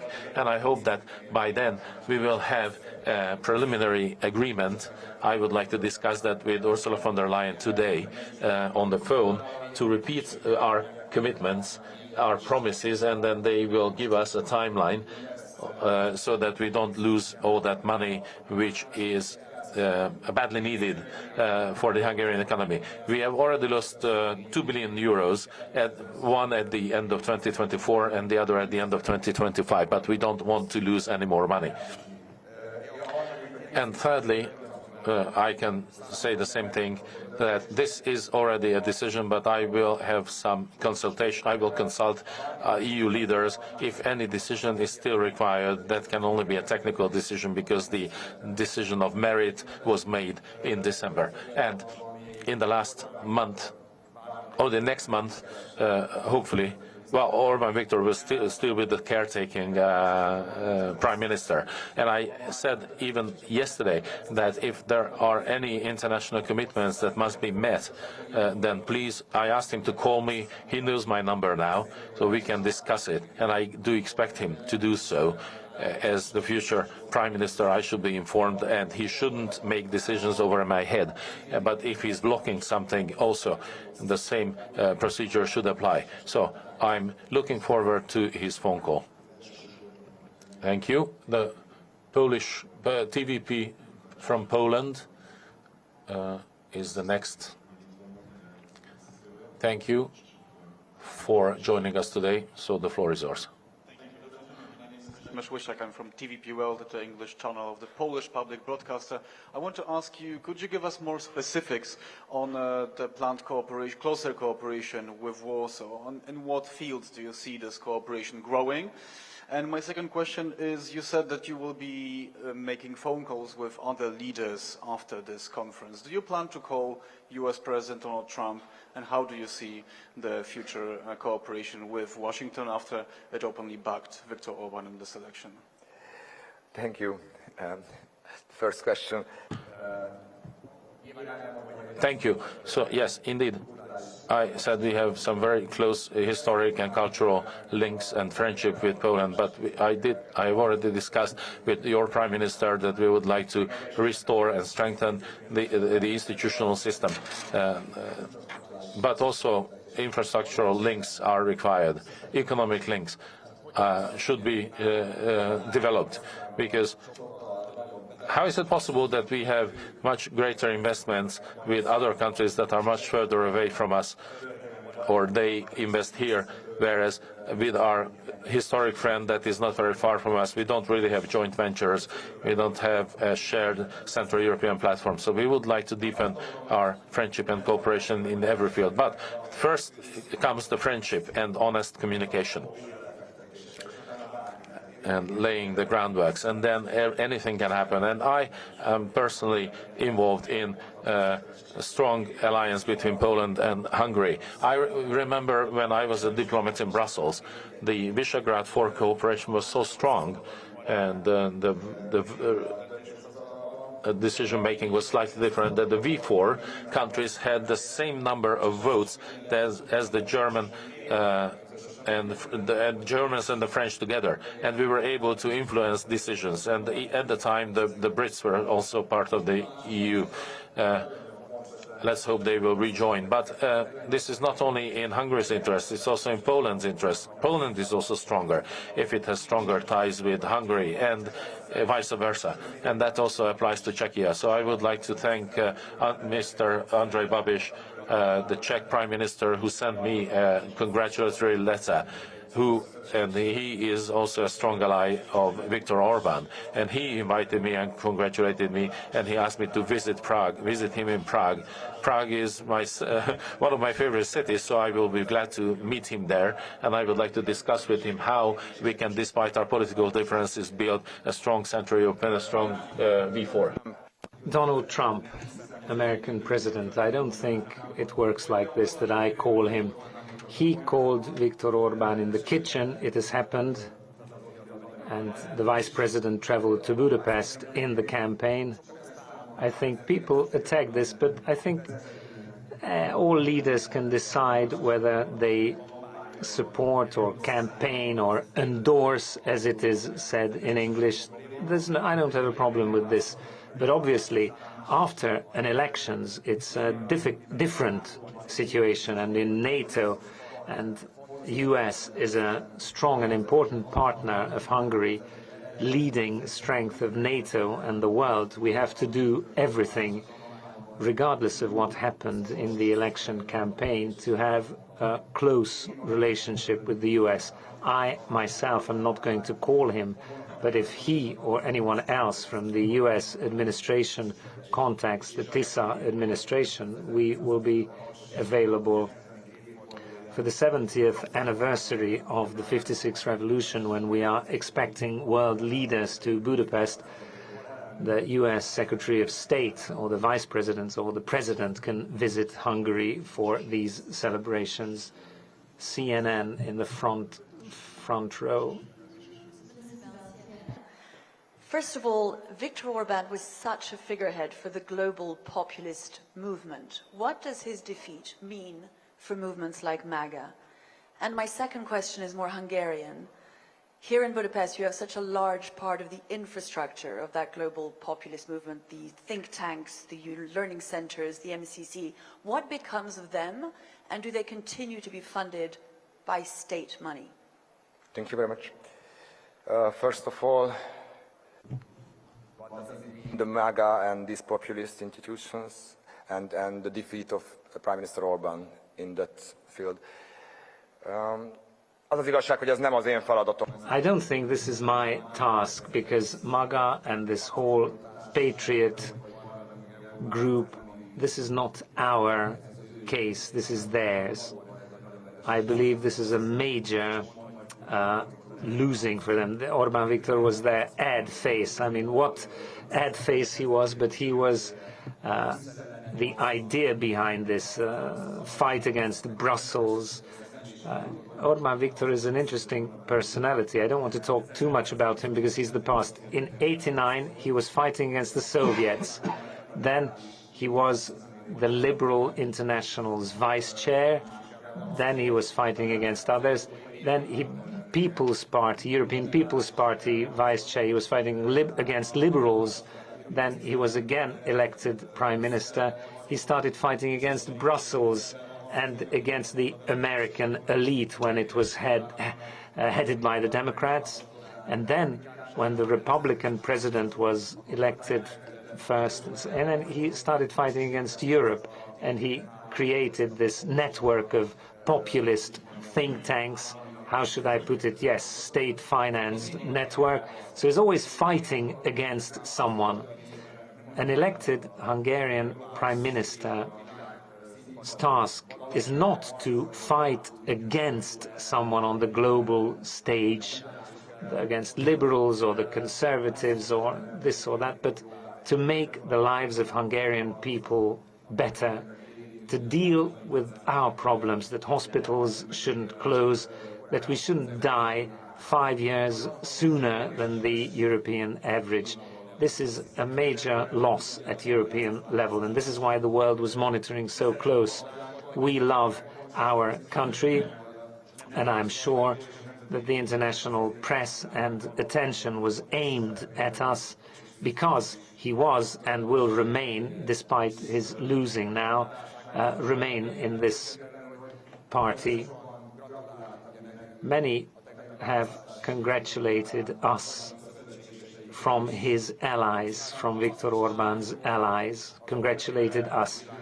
The vice president, when he was here, J.D. Vance, they will cooperate with the next Hungarian government, whether it's going to be headed by Viktor Orbán or the leader of the opposition that they didn't know then. Hopefully we'll get to know each other. The Americans have dropped him then. Now the Kremlin have dropped him after the statement of today, and I believe more and more those linked to MAGA or Patriots alliances, it's going to be, it was his very close Russian ties where it could be seen that he was not representing European interests, but other interests, Russian interests. So now, having lost the elections so strongly, let's say, for him this is a major loss. The whole propaganda, secret service, agencies, he called world leaders, he was bowing to the east, to the west, he asked for help from everywhere, and still he lost. So I believe his stance fell. And the second question, the state is not going to finance CPAC events, no, or Matthäus Corvinus Collegium institutions. The state shouldn't have. I think this was a criminal offense. Party financing mixed up with government expenditures that are budget funds. I think this is a criminal offense, and the future authorities will have to examine or investigate these, because these budget funds were not for party events. CPAC can come to Budapest, very welcome, but not from Hungarian taxpayers' money, then Fidesz's money or Viktor Orbán's buddy's money before we take it back. Thank you.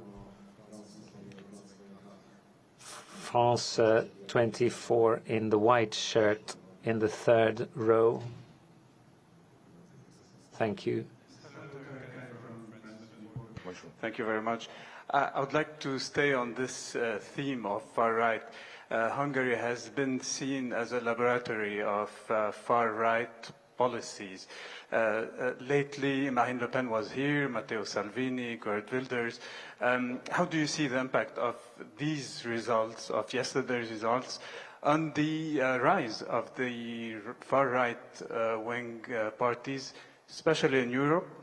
and especially that some countries will be having some crucial elections in the coming months and years, like France, for instance. And I'll let my colleague ask the second question.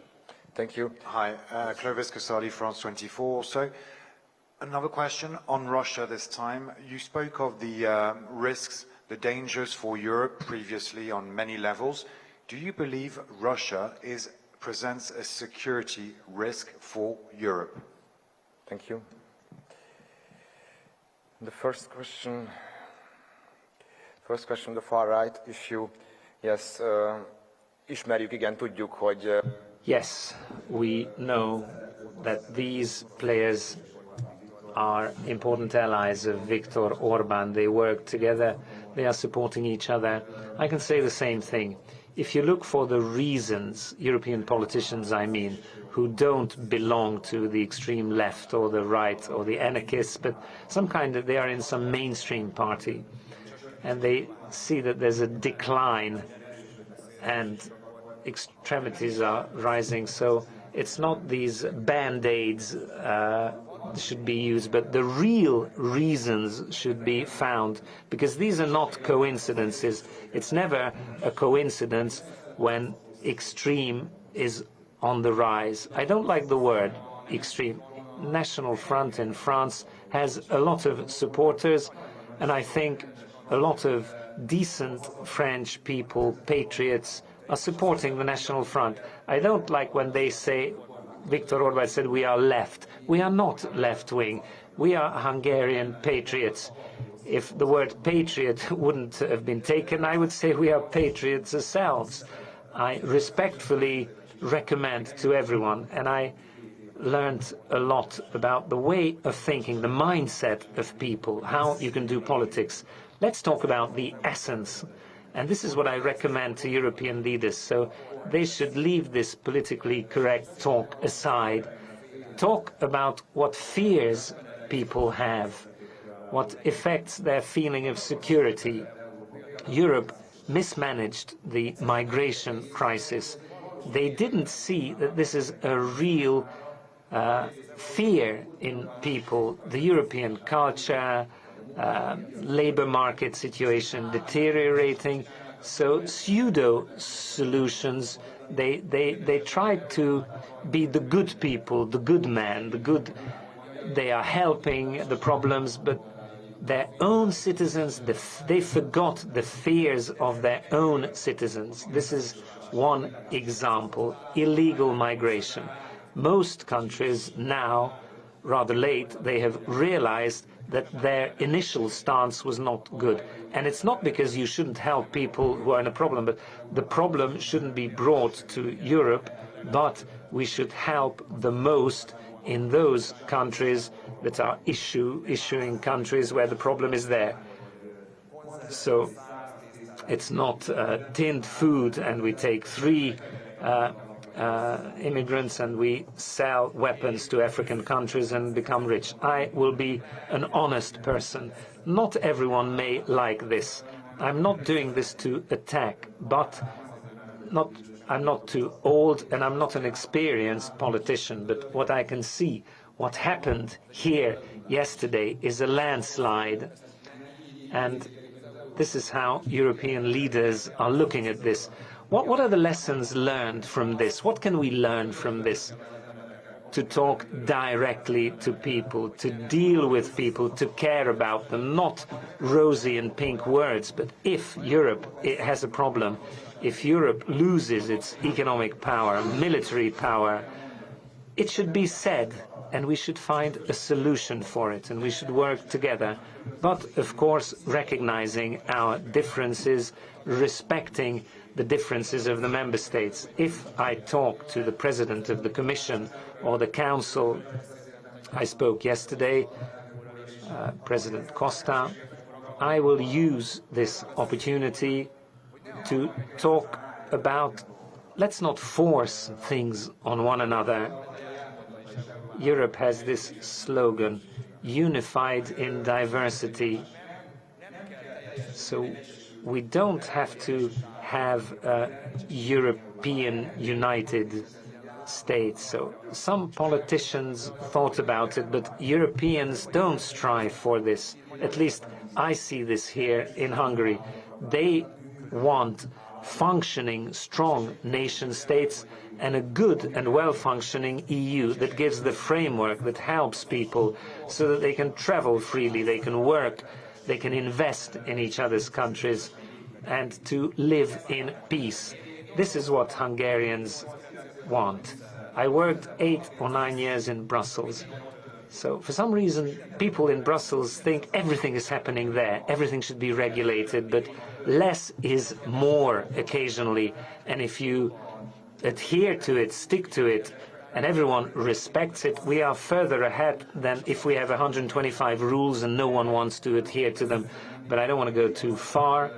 All I wanted to say was that the extreme right, but I don't like this name. I think everyone can find the solution. And I would recommend to all politicians, work, work, work. This is what we asked from our volunteers. And without money, without power, in -20 and in +40, they worked. And the result was that yesterday TISA got the largest mandate ever. And I'm extremely grateful to them. Second question, Russia, is it a security risk? I think yes. I think everyone knows. We know the Russians, and I'm not talking about the Russian people, the Russian culture, the Russian people. They are fantastic people. But the Russian bear, in Hungarian history, we felt it in 1849, in 1944, 1945, but in the 1920s, in 1956, and then they were here with us for a long time. So we know exactly what this is about. And Europe has to be able, and the member states separately, but Europe has to prepare for this, has to protect and defend itself. And what the previous Hungarian government said is not possible, that Russian hackers go in and out of the foreign ministry before the breaking out of the war, and sensitive NATO information landed in the hands of Russians. So it's no coincidence that we are allies. We are in the same club, in the same team, not even in a football team. I can't go to the dressing room of the other team and share the tactics that we discussed before the match. And Péter Magyar did this. He was on a hotline with the Russian foreign minister, with his good friend. This cannot happen. Of course, a foreign minister should be in contact with another foreign minister. This is what diplomacy is about. But sensitive information of my allies, I cannot hand over to a country that is in war. As independent Serbia.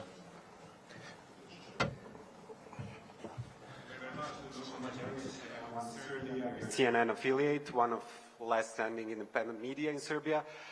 There are serious allegations of coordinated activities between Aleksandar Vučić, the president of Serbia, and Viktor Orban, including the claims of a false flag operation recently in Serbia. So will you look into this once you get into your position, and will you redefine the relationship with Serbian authorities? Thank you. Thank you very much. Yes, the first question, Vučić. Az első kérdés. Thank you. Thank you. I received the congratulations from the government of Serbia, and yes, indeed, also in the campaign there was a false flag event on actually Easter Sunday, when there was a planned attack on the gas pipeline. But it was an attack that Viktor Orban had already disclosed a week earlier. And I think that the Serbian leaders also backed out from this event or mission, because it was only it was a good thing that they did so, because the TISA government will investigate this situation, because if there is an actual danger, then a prime minister must take responsibility for that, instead of playing like a theater play because Viktor Orban flew there by helicopter and wearing a helmet or whatnot. So, no, he must guarantee the security of the country, whether it's Serbia or Hungary. So, under this government, there will be order, peace, security, and development in Hungary. I will gladly meet the Serbian president. I know exactly what's going on in Serbia, and I also know the ties between the Orban government and the Vučić government in Serbia. And I also am aware of the links between Robert Fico and Slovakia and Viktor Orban, and I know who is behind that. I know who is the godfather behind these friendships. Yet the people, Hungarians living, because of the Hungarians living in Serbia, it is very important for us to maintain the relatively good Serbian-Hungarian relations and not to make them dependent on individuals. I think that Serbian leadership, it is in the interest of the Serbian leadership and of Hungarians living in Serbia and ourselves in Hungary, despite the fact that we think differently about the world than President Vučić or his government or Serbian leaders, but it's very important to have a friendship and good relations with Serbia. So, and we are not going to interfere with the internal affairs of other countries. I saw the riots or the demonstrations in Serbia, and I know that in Serbia, similarly to Hungary, the media is in a very tough situation. And I can only send a message to the Serbian people without interfering in their country that they should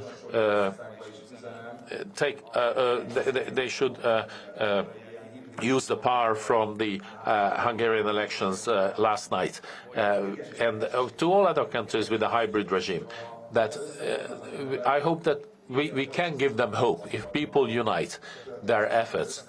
If we are able to unite our efforts, then we can make headway even in very difficult situations. And yesterday was such a day, and I hope that it will give some hope also to Serbia, that despite all the odds and all the international endorsements for Viktor Orban,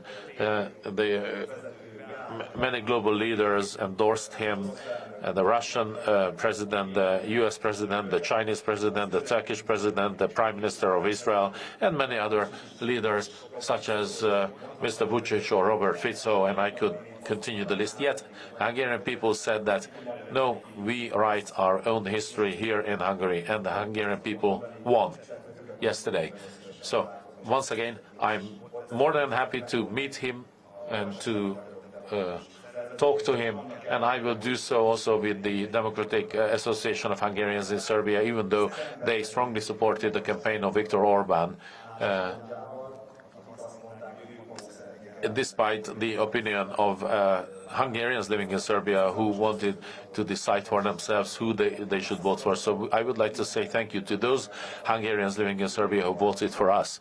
But I can say to every Hungarian living across the border that they can rely on the TISA government. They will have the double citizenship, the same funding, but the funds that they've been receiving so far will not be stolen by criminals linked to Viktor Orban, but it will be spent on Hungarians living whether in Serbia or in Romania. Another neighboring country, Romania. Borboros, Antena 3, CNN from Romania. You said that Orban betrayed the Hungarian in Transylvania when he supported George Simeon. Why do you say that? Do you have a message now for the Hungarian people living in Romania? And the second question is, what are your intentions regarding political and economic relation with Romania? How will relation with the RMDS evolve, considering that Kelemen Hunor supported Viktor Orban and a large majority of Hungarians in Romania voted for Fidesz? Thank you. Thank you. The first one, elárulta. Yes. Yes, I think you know George Simeon, who was a candidate for the presidency in Romania, and we know him. He has a past. George Simeon was dancing on the graves of Hungarian war heroes, our ancestors. And such a person, whether he becomes a politician or not, no Hungarian prime minister can support him. And not, especially not in an ancient Hungarian church. But Viktor Orban did that. He didn't only endorse George Simeon in the Romanian elections unsuccessfully, because the majority of Romanians and Hungarians living there didn't vote for him and his policies, but they had leaflets together. 500,000 leaflets were distributed in Transylvania about a candidate for the presidency who was dancing on the graves of Hungarian war heroes. That was betrayal, considered as betrayal both in Hungary and also in Transylvania. Which, well, and it's true that many Hungarians did vote for Fidesz who lived there. But I can tell you why they voted for Fidesz, because they are being misled. Because the same propaganda works there in Romania, the same party propaganda is financed from Hungarian taxpayers. The same propaganda works there as we have here. And they lied in the morning, at noon, and in the evening about Tisza and about myself personally. I will support Hungarians living in Romania in every possible way. I visited many times. I have some friends, family friends, and even relatives living there. But Orbán Viktor and his party lied throughout the campaign about me, and RMDS did play a part, indeed, together with Kelemen Hunor, the leader of RMDS. And we are in the same European party. They are also in the EPP, like us, but yet they participated in this campaign of lies and misleading the Hungarians living there. I think that wasn't right. But let's forget about it. The campaign is over now. Tisza has a strong mandate. I will be elected by the Hungarian parliament to become the next prime minister of Hungary, and I, as a prime minister of Hungary, will cooperate with every organization of Hungarians living abroad who represent their constituents, and I will give them every support and help. I personally, and also my government, will support Hungarians living across the border. I think I will have a phone call with Hunor Kelemen either today or tomorrow, and I will say that I don't hold grudges.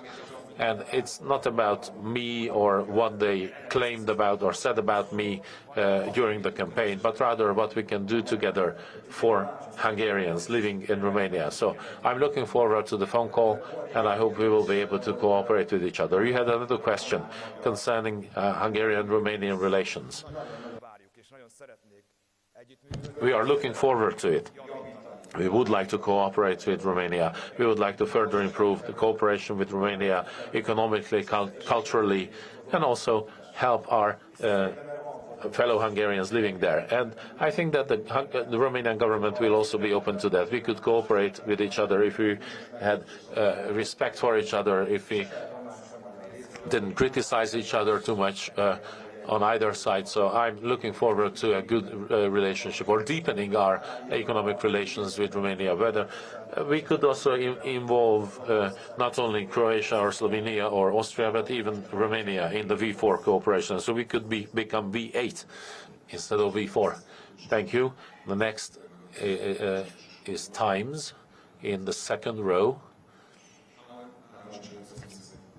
Tom Kington from the Times of London. I have a question about the €1 million daily fine imposed by the European Union against Hungary for not complying with rules on asylum seekers, and what your plans are to perhaps end that fine, what you think you need to do, and whether you will do it. Thank you. Thank you very much. Én azt tudom mondani. Thank you for the question. I can say that, well, for over a year, formerly it was 2 million euros per day, and then after that 1 million euros per day. That was the fine imposed by the EU. So we have lost almost 1 billion euros on that, the Hungarian people. Lots and lots of money that's missing from the Hungarian state healthcare, the education system, or the infrastructure.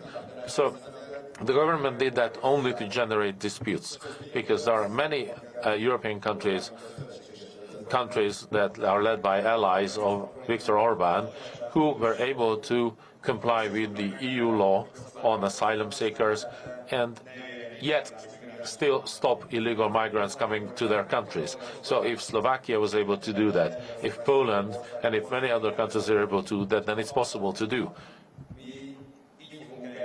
And this is what we are going to do. And I will explain this clearly to the President of the Commission and to every European leader that Hungary has a very strong stance on illegal migration. We do not accept any pacts or allocation mechanisms, and we will maintain our border fence on the southern border, and we will mend it because there are some holes on the fence.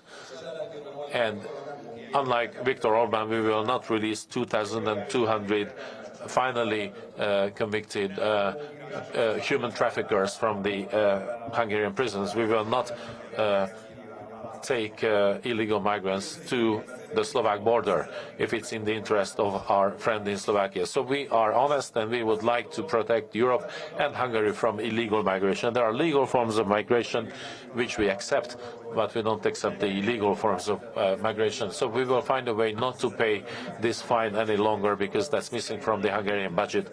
I think this is a misappropriation of funds, what Orban and his government did, that they couldn't find a legal solution to keep out the illegal migrants, yet not having to pay this penalty. So we will find a way, we will find a solution, but TISA will have strict policies on illegal migration. Thank you. In the first row, Georgia. Thank you. Lukács Angélia, Rustavi to Georgia. Considering that Georgia and Hungary are having the long-standing friendship that is expressing in the strategic partnership, what should we look from you? How will you continue the relationships with Georgia, and would be there any closer cooperation with the government of Georgia and Tbilisi? Thank you. Thank you. Természetesen fogjuk folytatni, független attól, hogy milyen... Yes, obviously we will continue the good relations with Georgia, and I would like to say in general that the fact that Viktor Orban's government had strong ties with a country in the Balkans or anywhere else, that doesn't mean that Hungary will have worse relations with the same country. But if Hungary had bad relations with a country, we will improve that, because it is in our shared interest to work together, to cooperate, and to prosper together. I'm happy to visit you in Tbilisi or elsewhere, and I'm looking forward to working with you. But we are not going to interfere with the internal affairs of other countries. We will not try to influence the elections in your country or in North Macedonia or anywhere. That's not our style, and that is not the job of any European government. Everyone is elected to support and represent the electorate of that country. Thank you. Thank you. N1. Croatia. Thank you so much. Mr. Magyar, two questions. First one, you said during this press conference that you will not be standing in the way for legal procedures for some individuals that are in Hungary. Whether they are guilty or not, they should be proven in front of the court. Does that apply to Mr. Hernadi Zsolt? He is sought by Croatian judiciary, and he was never basically, Hungarian institutions have never prosecuted him. And Mr. Viktor Orban even told that he is a person of very special importance for Hungarian state. Do you have the same stance? I know that as a prime minister you won't be able to do anything. Courts should be doing that, but will you remove all the obstacles for Mr. Hernadi Zsolt to be delivered to Croatia and trialed in front of Croatian courts. And my second question is, in Mr. Orban's office, I believe still is standing a map of Greater Hungary, Hungary which also has parts of Croatia and other neighboring countries. Will you be removing that map, and what do you think of that map and the fact that Mr. Orban held it in his office for so long, and what kind of relationship do you expect to have with Croatia? Thank you. The third one, voila. First question, Mr. Hernadi. Én azt tudom mondani.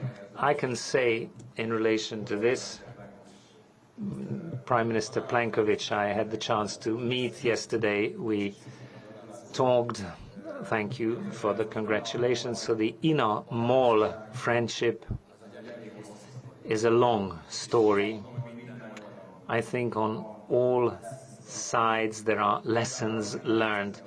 So, for instance, international court assessed damages should be paid that the international court has ruled. We're talking about a lot of money, and MOL has not received these, if my information is correct. What I know, I will have to look at this file. I think it's no coincidence that the Hungarian courts were not handing Zsolt Hernadi over, because in the case of former Prime Minister, it wasn't guaranteed in everything that there would be an objective and impartial procedure. So without hastily saying anything, I need to learn.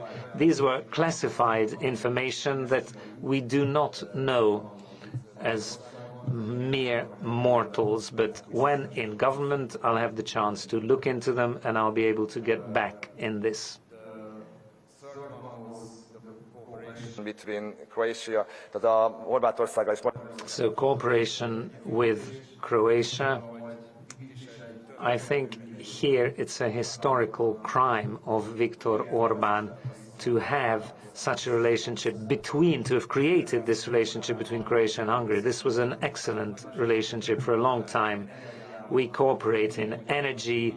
A lot of Hungarians love Croatia and travel there in cultural areas. Hungarians live there. We have Croatians living here. We can peacefully coexist. We have had common cultural heritage. So, and this leads me to your other question. I don't remember what map the Prime Minister has on his wall, but this was like a Danube water collection map. Hungary has a history. The Great Hungary map you will see in many areas. We are not denying our past. We like to think about it with love. We're not denying this 1,000 years. Obviously, there were changes in the territorial size. This belonged here, that there, but this map is a common map. So this does not mean revisionism if you are trying to refer this, that in the office of the Prime Minister there's a map or on a scarf. I don't see any objectionable thing in this. I don't want to protect him. Viktor Orban doesn't need my protection, I guess, but I don't think this is objectionable. The Croatian-Hungarian relationship can be good.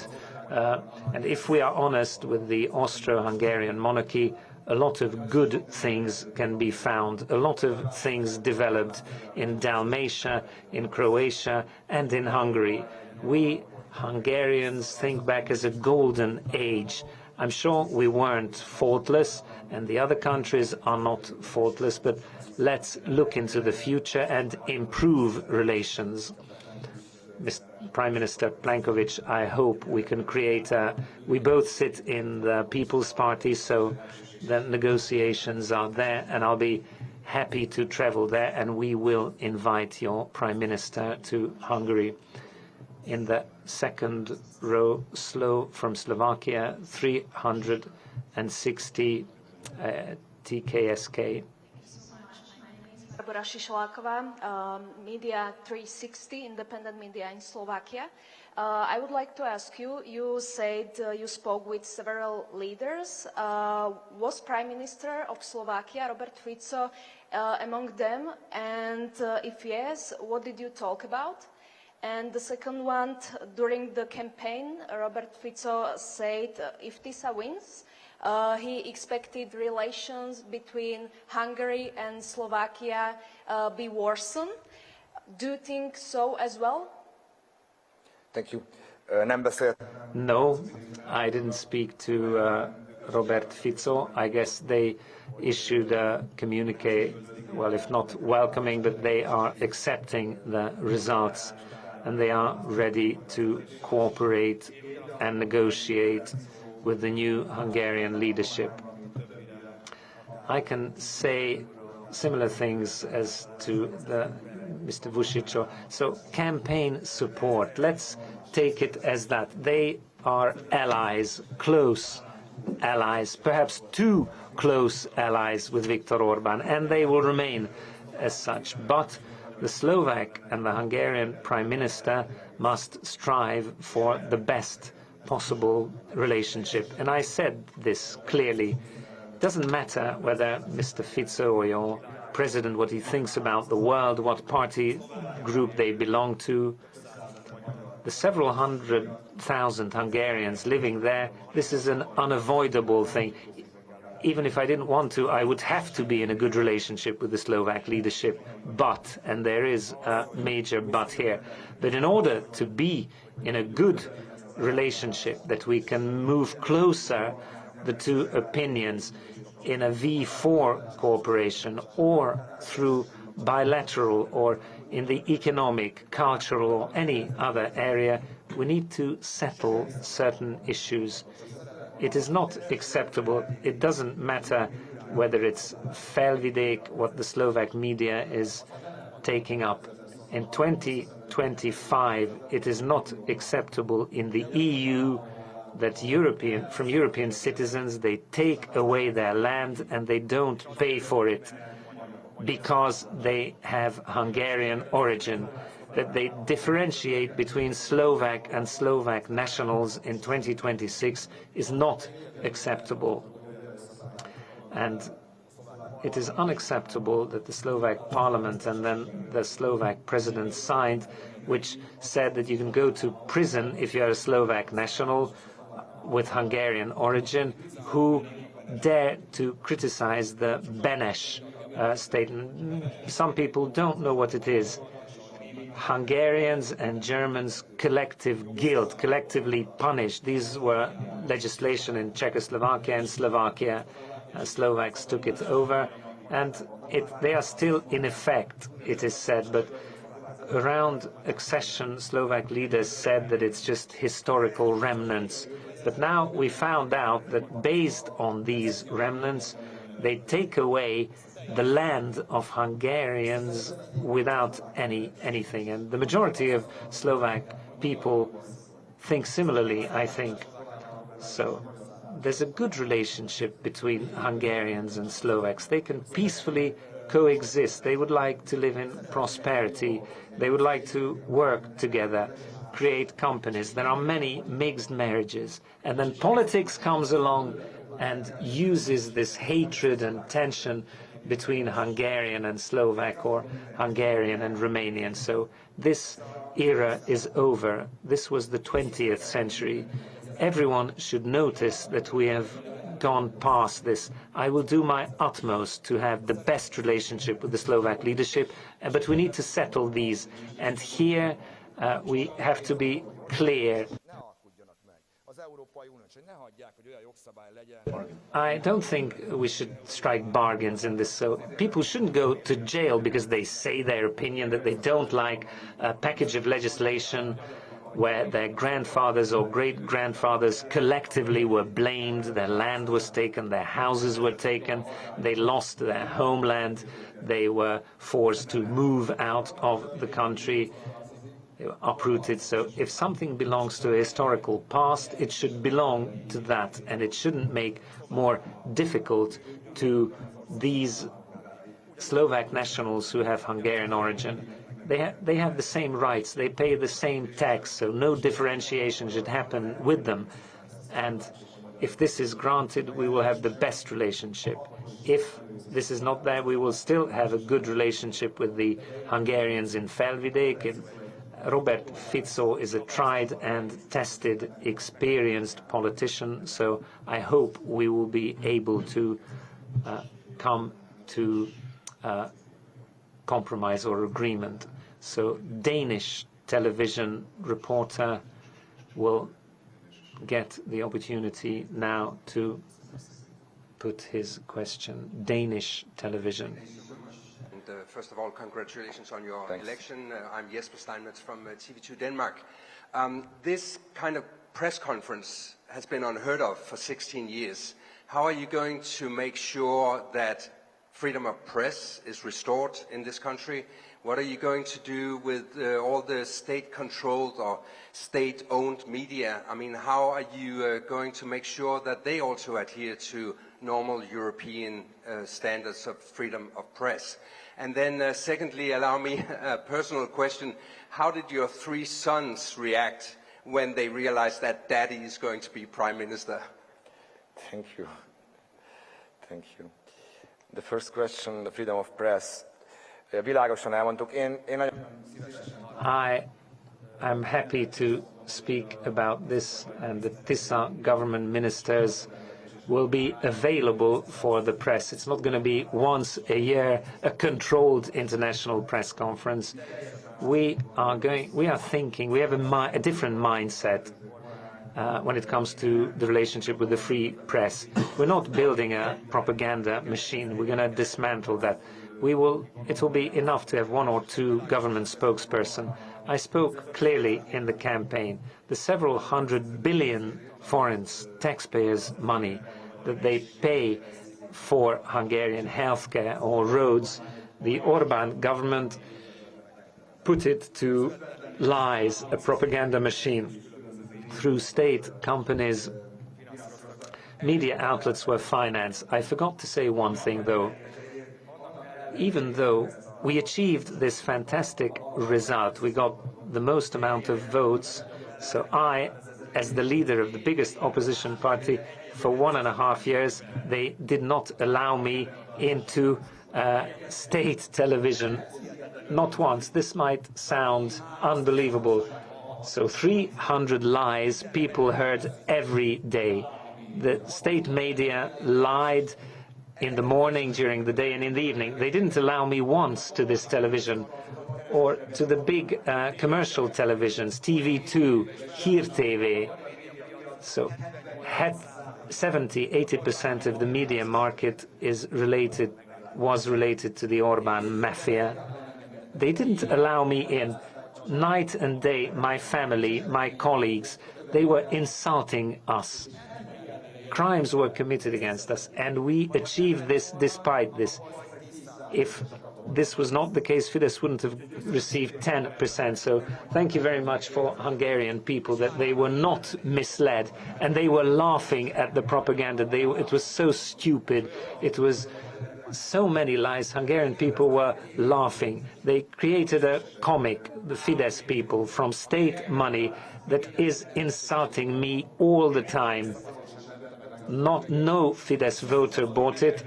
Tisza voters bought this comic and they put it away for a historic relic as to what was the situation in Hungary in 2026. They couldn't press or print enough. So Tisza voters made the oligarchs a little bit richer, and I was signing these comics that were insulting me. But jokes aside, we will stop the propaganda, state-funded propaganda, because we will protect Hungarian taxpayer money, and also this is against the EU rules to have commercial channels and media outlets that have preferential treatment. There are 2 large commercial channels. One is RTL, the other is TV2. TV2 is owned by Orban's friends, and 10 times the money was spent in TV2 by the state than at RTL. So we need a level playing field. The Hungarian state will advertise where it's reasonable and not where people are loyal to it. So this will automatically make the propaganda collapse, because the mobsters will not spend their own money on propaganda. They like to spend state money and taxpayer funds on that. So they are now crying crocodile tears, but I told them they should update their CVs, and they were unable to keep up the pace with me, because I visited 8 different places every day. So I kept telling them that they will have a long holiday after the 12th of April.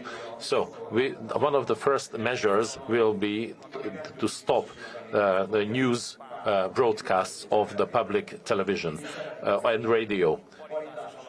We would like to have a board that will ensure the independence of the state media outlets, whether along the BBC principles or some other way.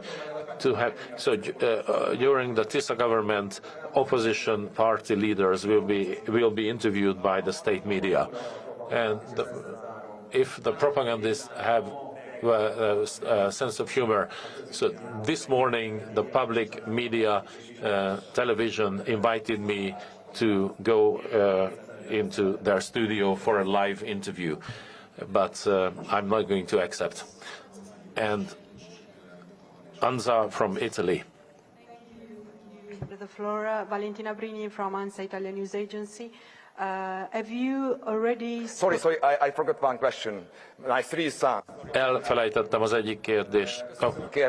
I forgot to answer the second question regarding my sons. So that was the most difficult for me during these 2 years, and it will be the most difficult for me, because I have 3 sons, aged 17, 14. And 12, and I didn't have much time to spend with them, but obviously that was a very, sensitive matter, that your father is coming from nowhere and he wants to become prime minister. So, and that was politically very sensitive, because their mother is the supporter of the other party. But fortunately my kids are very smart, and they understood what this was all about. They congratulated me for my victory, and we discussed what difficulties or how this will change their lives. I hope it won't change their lives too much. They have never experienced any atrocities, not even when my ex-wife was a minister, or now that I became a politician. But obviously the propaganda was spreading lies about me, and how my sons didn't talk to me, even though they stayed with me, and I talked to them every day. So that was true. That was never true. That was untrue, and it was very difficult to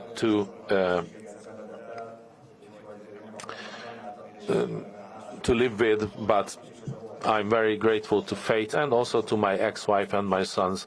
They are great kids. I'm very grateful to them.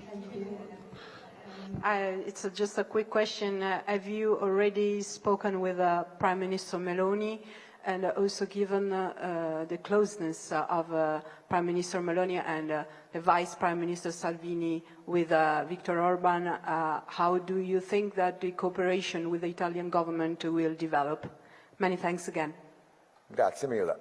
Nem beszéltem Giorgia Meloni. I haven't talked to Madam Giorgia Meloni, but I will be more than glad to talk to her. I think Foreign Minister Tajani called me. I will have to call him back, and I hope that I will soon be able to speak to Madam Meloni as well. On the one hand, Italy is one of my favorite countries. I have and there are very strong friendly ties between Hungarians and Italians for historical reasons as well. So we would like to use the possible opportunities for cooperation, and I would like to meet her in person because she has achieved wonderful things from nothing really, and she was able to restore stability in Italy, in a country where that was not typical for a long time. And it seems that Italians believe that she is doing a good job. And obviously, Italy is a very important country within the EU. It's one of the largest, the strongest countries in the EU, so I will be more than glad to meet her. And once again, if someone had a good personal relationship with Viktor Orban, that doesn't mean that we cannot have a good personal relationship. We can think and believe many things, similar things about the world. So I hope that we will be able to continue our good cooperation and further develop our cooperation. I will be glad to travel to Rome, or I will be more than happy to host her in Hungary if she decides to come. And Hong Kong news outlet in the first row. Mr. Magyar, South Asia from South China Morning Post. So as you know, hundreds of Chinese companies have came to Hungary under Viktor Orban's rule, and then we have big mega factories from BYD and CATL ready to start full-scale production in the times of weeks or months. What position, you mentioned that they were actually favored by Viktor's regime. What position do you see them occupy in your Hungary? Will you investigate their contracts, their public projects assigned under the Viktor Orban regime, and will you terminate them if you find traces of corruption? And second, you noted Beijing's congratulation messages to you. Will you be open to talking to the Chinese president, Chinese prime minister, or even a potential visit to China? Thank you. Thank you. Thank you. Let me begin with the second question. Yes, absolutely. We are open. China is one of the largest and strongest countries in the world. It is our shared interest to have good relations. I'm happy to visit Beijing, and they are welcome to come to Hungary. And your first question regarding Chinese, or even I could say that about South Korean investments, but you mentioned BYD and CATL. We can only say that you must comply with the laws, whether it's environmental laws, occupational health and safety laws, corruption laws. We are going to revise those investments, but not to stop them, but rather to have investments and projects that comply with the EU and the Hungarian environmental health, labor safety regulations, and they contribute to the output of the Hungarian economy. Because lots and lots of state funding, money, or tax cuts were offered by the Hungarian government in order to attract these companies, and there is no problem with that. We don't have an issue with that, provided that it has an added value to the Hungarian national economy. If we are able to build up the supply chains, if the Hungarian SMEs can also work for these, if there is a value chain based in Hungary, and if it contributes to Hungarian GDP and to the well-being of Hungarians. But we cannot, and we are unable and unwilling to accept to bring foreign companies coming here with a lot of state funding, with very few Hungarian employees, threatening the cleanliness of Hungarian water base or soil, or the safety of Asian migrant workers, or the people living in the surroundings of those factories. But I hope that we will find a way, we will find a solution. We will have a ministry for the environment, we will be honest in our communication, and we will obviously have preference for Hungarian SMEs, and we would like to make sure that CATL, BYD and other Chinese investments will also employ or retain Hungarian companies. Or I could mention Samsung, South Korean company. So in their own home country, in South Korea or in China, they comply with the laws. So we only expect you to comply with our laws, to protect your employees, to protect the people living here and to protect our environment, and then you will be able to continue working here, investing here. So we are ready to welcome investors, but we must find our shared interest, because it may not be in the interest of Hungary to have a Budapest-Belgrade railway line that was built with Chinese funding, Chinese workers, etc. Lots of money that is still missing from the Hungarian railway network, and it's not even operational. So I think it's China's interest and our interest to have good cooperation with each other with mutual benefits. This is what we will be working towards. And once again, I'm happy to visit Beijing, and we are happy to welcome Chinese leaders here. Economists from the UK. I wanted to ask about the long list of officials whose resignations you requested yesterday in your victory speech. The President, the head of the Curia, the head of the National Judicial Council, the head of the Constitutional Court, several others. If these individuals do not resign, will you use your two-thirds majority in Parliament to try to force them out? And secondly, do you understand why some in Europe are worried that this dynamic suggests not a return to the rule of law, but the start of a cycle in which each new government will try to force out all of the independent officials from the previous one? Thanks for the questions. Az elsőre azt tudom mondani, hogy yes, thank you. In response to your first question, once again, if these people, the President of the Curia or the Constitutional Court or the President, if they were to look into the mirror at home and ask the question whether they have done everything to serve the Hungarian people, to protect the Hungarian people, and to act in accordance with their vows, and to comply with the laws instead of party decrees or the decrees of a mob boss, then I think that they will have, the answer to that is, I didn't do that. And if they still have some dignity left in them, and the power that appointed them has failed, because Hungarians want a regime change. And I didn't hide, I didn't conceal my intentions. My intention was a regime change. And that doesn't only mean that the state party loses and has 1/5 of the seats in Hungarian parliament, but the puppets that they appointed for 12 years, when you mentioned rule of law. So transforming two-third majority laws, they appointed people for 12 years so that the future government's hands will be tied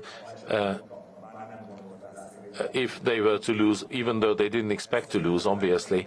So I think that is already against the rule of law.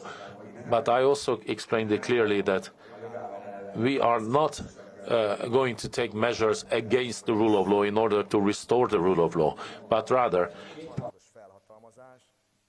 but quite the opposite. But we have a super majority in the parliament, and that gives us the power to transform state systems, and we are going to do that.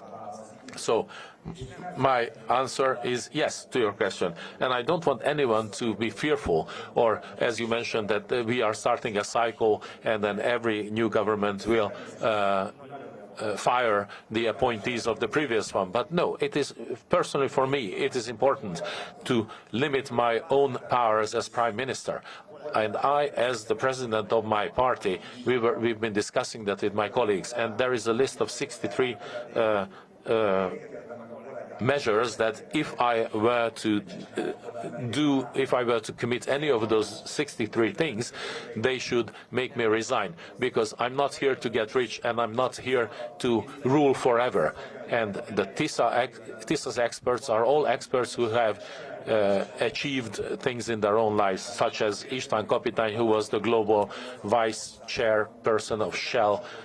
So I wouldn't compare him to the servants of this mob government who have never worked in the private sector a day in their life, who have never taken risks, who were party soldiers from the get-go and who robbed their own country. And this is what I would like to clarify in good faith, that this country was held hostage. It was a captured state. and the Hungarians had enough. And the Hungarians didn't only vote against Fidesz yesterday. They didn't only oust Viktor Orban, but the entire elite. Also the opposition, the former opposition parties, the opposition of His Majesty, the satellite parties, and the economic and media elites as well.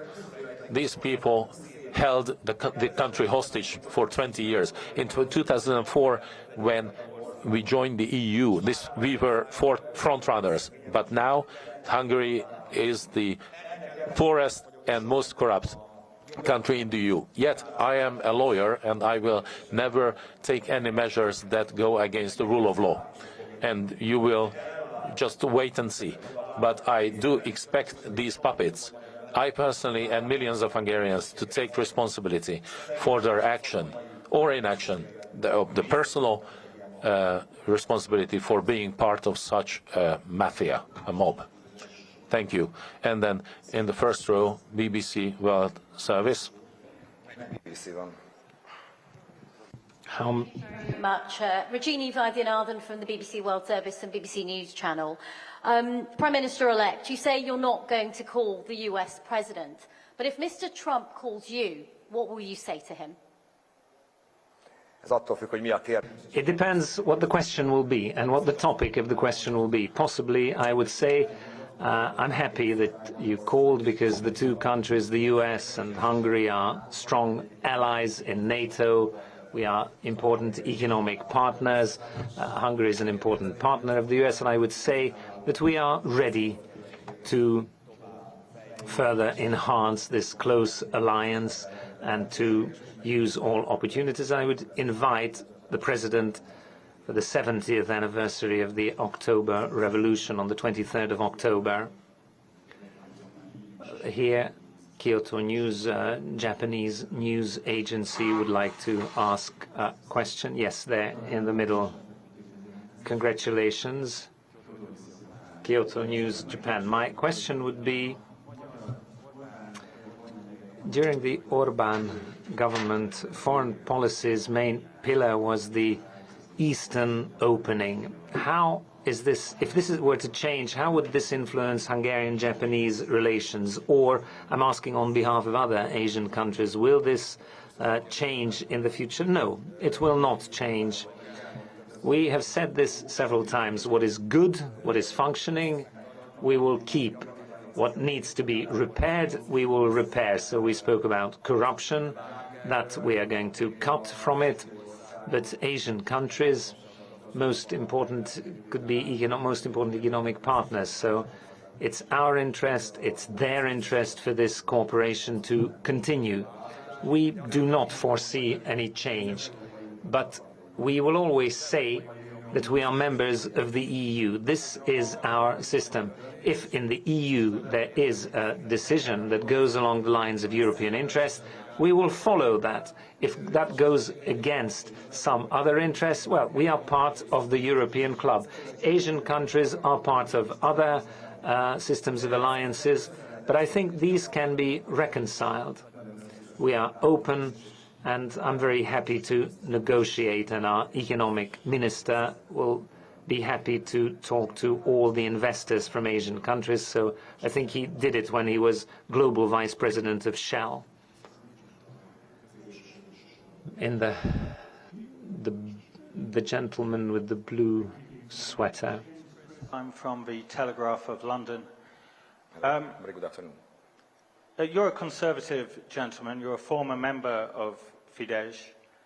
What will you do differently to Mr. Orban when it comes to issues such as abortion rights and LGBT rights? Will you still ban pride marches, for example? Thank you. Thank you. Just a second.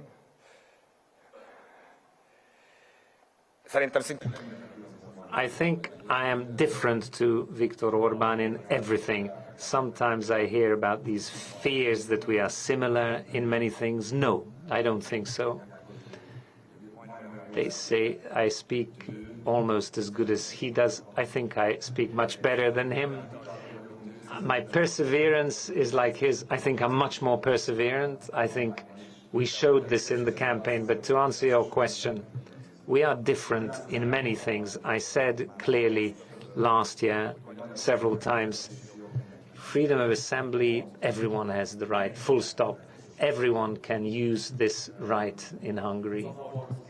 Abortion, this issue is settled. No one, no major social groups question this.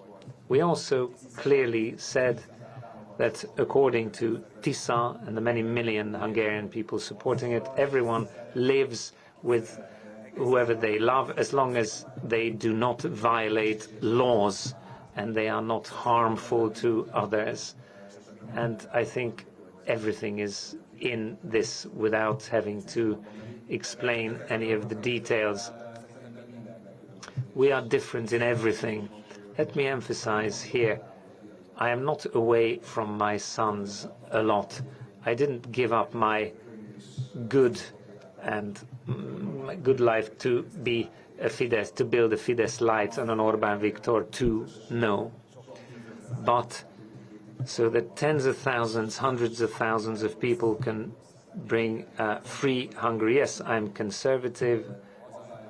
I love my country. I come from a family that loves its homeland very much. I have fantastic ancestors. I was raised up in a way, if the country has a problem, we have to speak about them, even if this will mean some personal things. I quoted the words of the first freely elected Prime Minister. I serve, and I serve as long as the nation has benefit from it. I do it as long as I can, and not a minute longer than if the people say they don't want me, or if I feel that I cannot help or someone else could do this better, this person will do it better.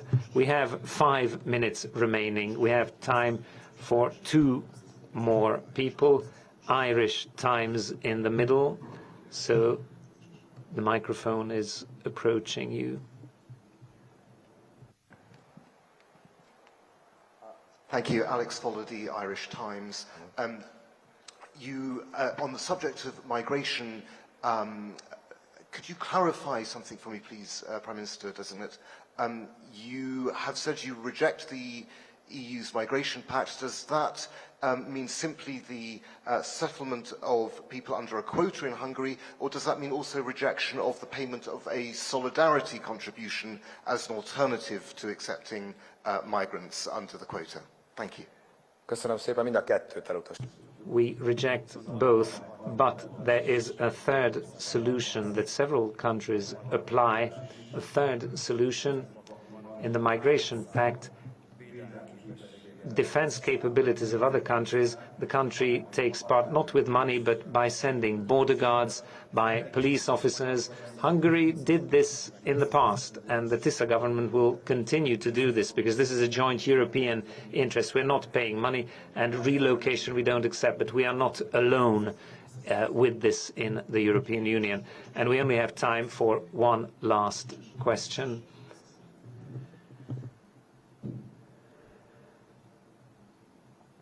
Bocilla from DG24. Mr. Magyar, I would like to ask you a question. So Viktor Orban, 36 years ago, was a promising young politician, a liberal politician who protested against Soviet presence in your country. But as he gained power, he turned into the more authoritarian figure that you described in this conference. What is your guarantee to the to the Hungarian people and to the EU countries that this new, young and charismatic leader is not going to go in the same path in the near or distant future? Thank you. First of all, the second guy is not so young as young Prime Minister Orbán was in 1989, unfortunately. De a különbség egyébként az... But the difference I can say, maybe you have found out from what I said, and this is in our election pledges, in our manifesto, checks and balances being restored. But if we were to want to do anything bad, if we were to become or to go on the path that Viktor Orban went, where he really reached, so from a 20-something-year-old guy who stood for democracy, our community would not allow the repetition. We are a small and new party, but we have more than 50,000 volunteers. These people, these are very heterogeneous, from the left, from the right. There are people who have never been part of politics. These are called Tisza Islands. They are the backbone of this political community. Without them, we would be nowhere. And they would be the first to send away this government if we weren't restoring checks and balances, a plural democracy, if we were not to build a European country. We don't have propaganda, and we don't want to have a propaganda army. We don't have any economic power. They stole half the country. We don't want to, and we couldn't. You will see from the composition of the cabinet and the ministers, they are coming from different places. Fidesz's advantage, why they could become such a mafia, a group of thieves, because they came from a room in a boarding school. 88, 89, they graduated together.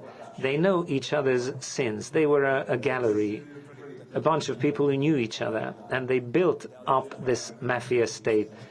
Luckily, it's not easy to be built. I cannot give you a guarantee, but everyone will see. We don't want to meet the demands of Europe. We want to meet the expectations of Hungarians.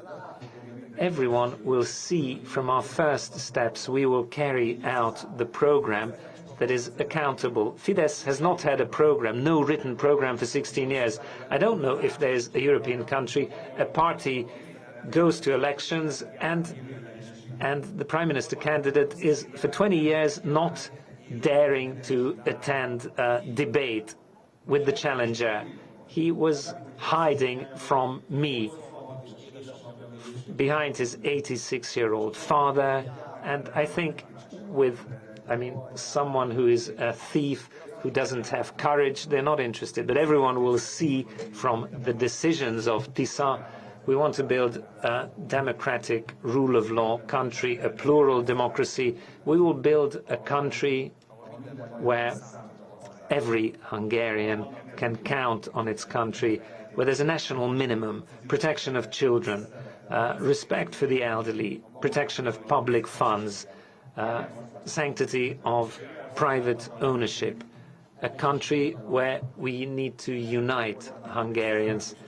Viktor Orban was making trenches, hatred, propaganda. They divided the country. They divided Hungarians. We remember from history, if Hungarians are divided, this causes major damage to our country. We want to fill these trenches with a unified nation. We want to work with a unified nation for a more beautiful future for our children and our grandchildren. Thank you very much for your attention. And now I am going on to meet my European colleagues. Thank you for being here. Thank you very much for your attention. If you like this video, then like, share and subscribe to ET Now World.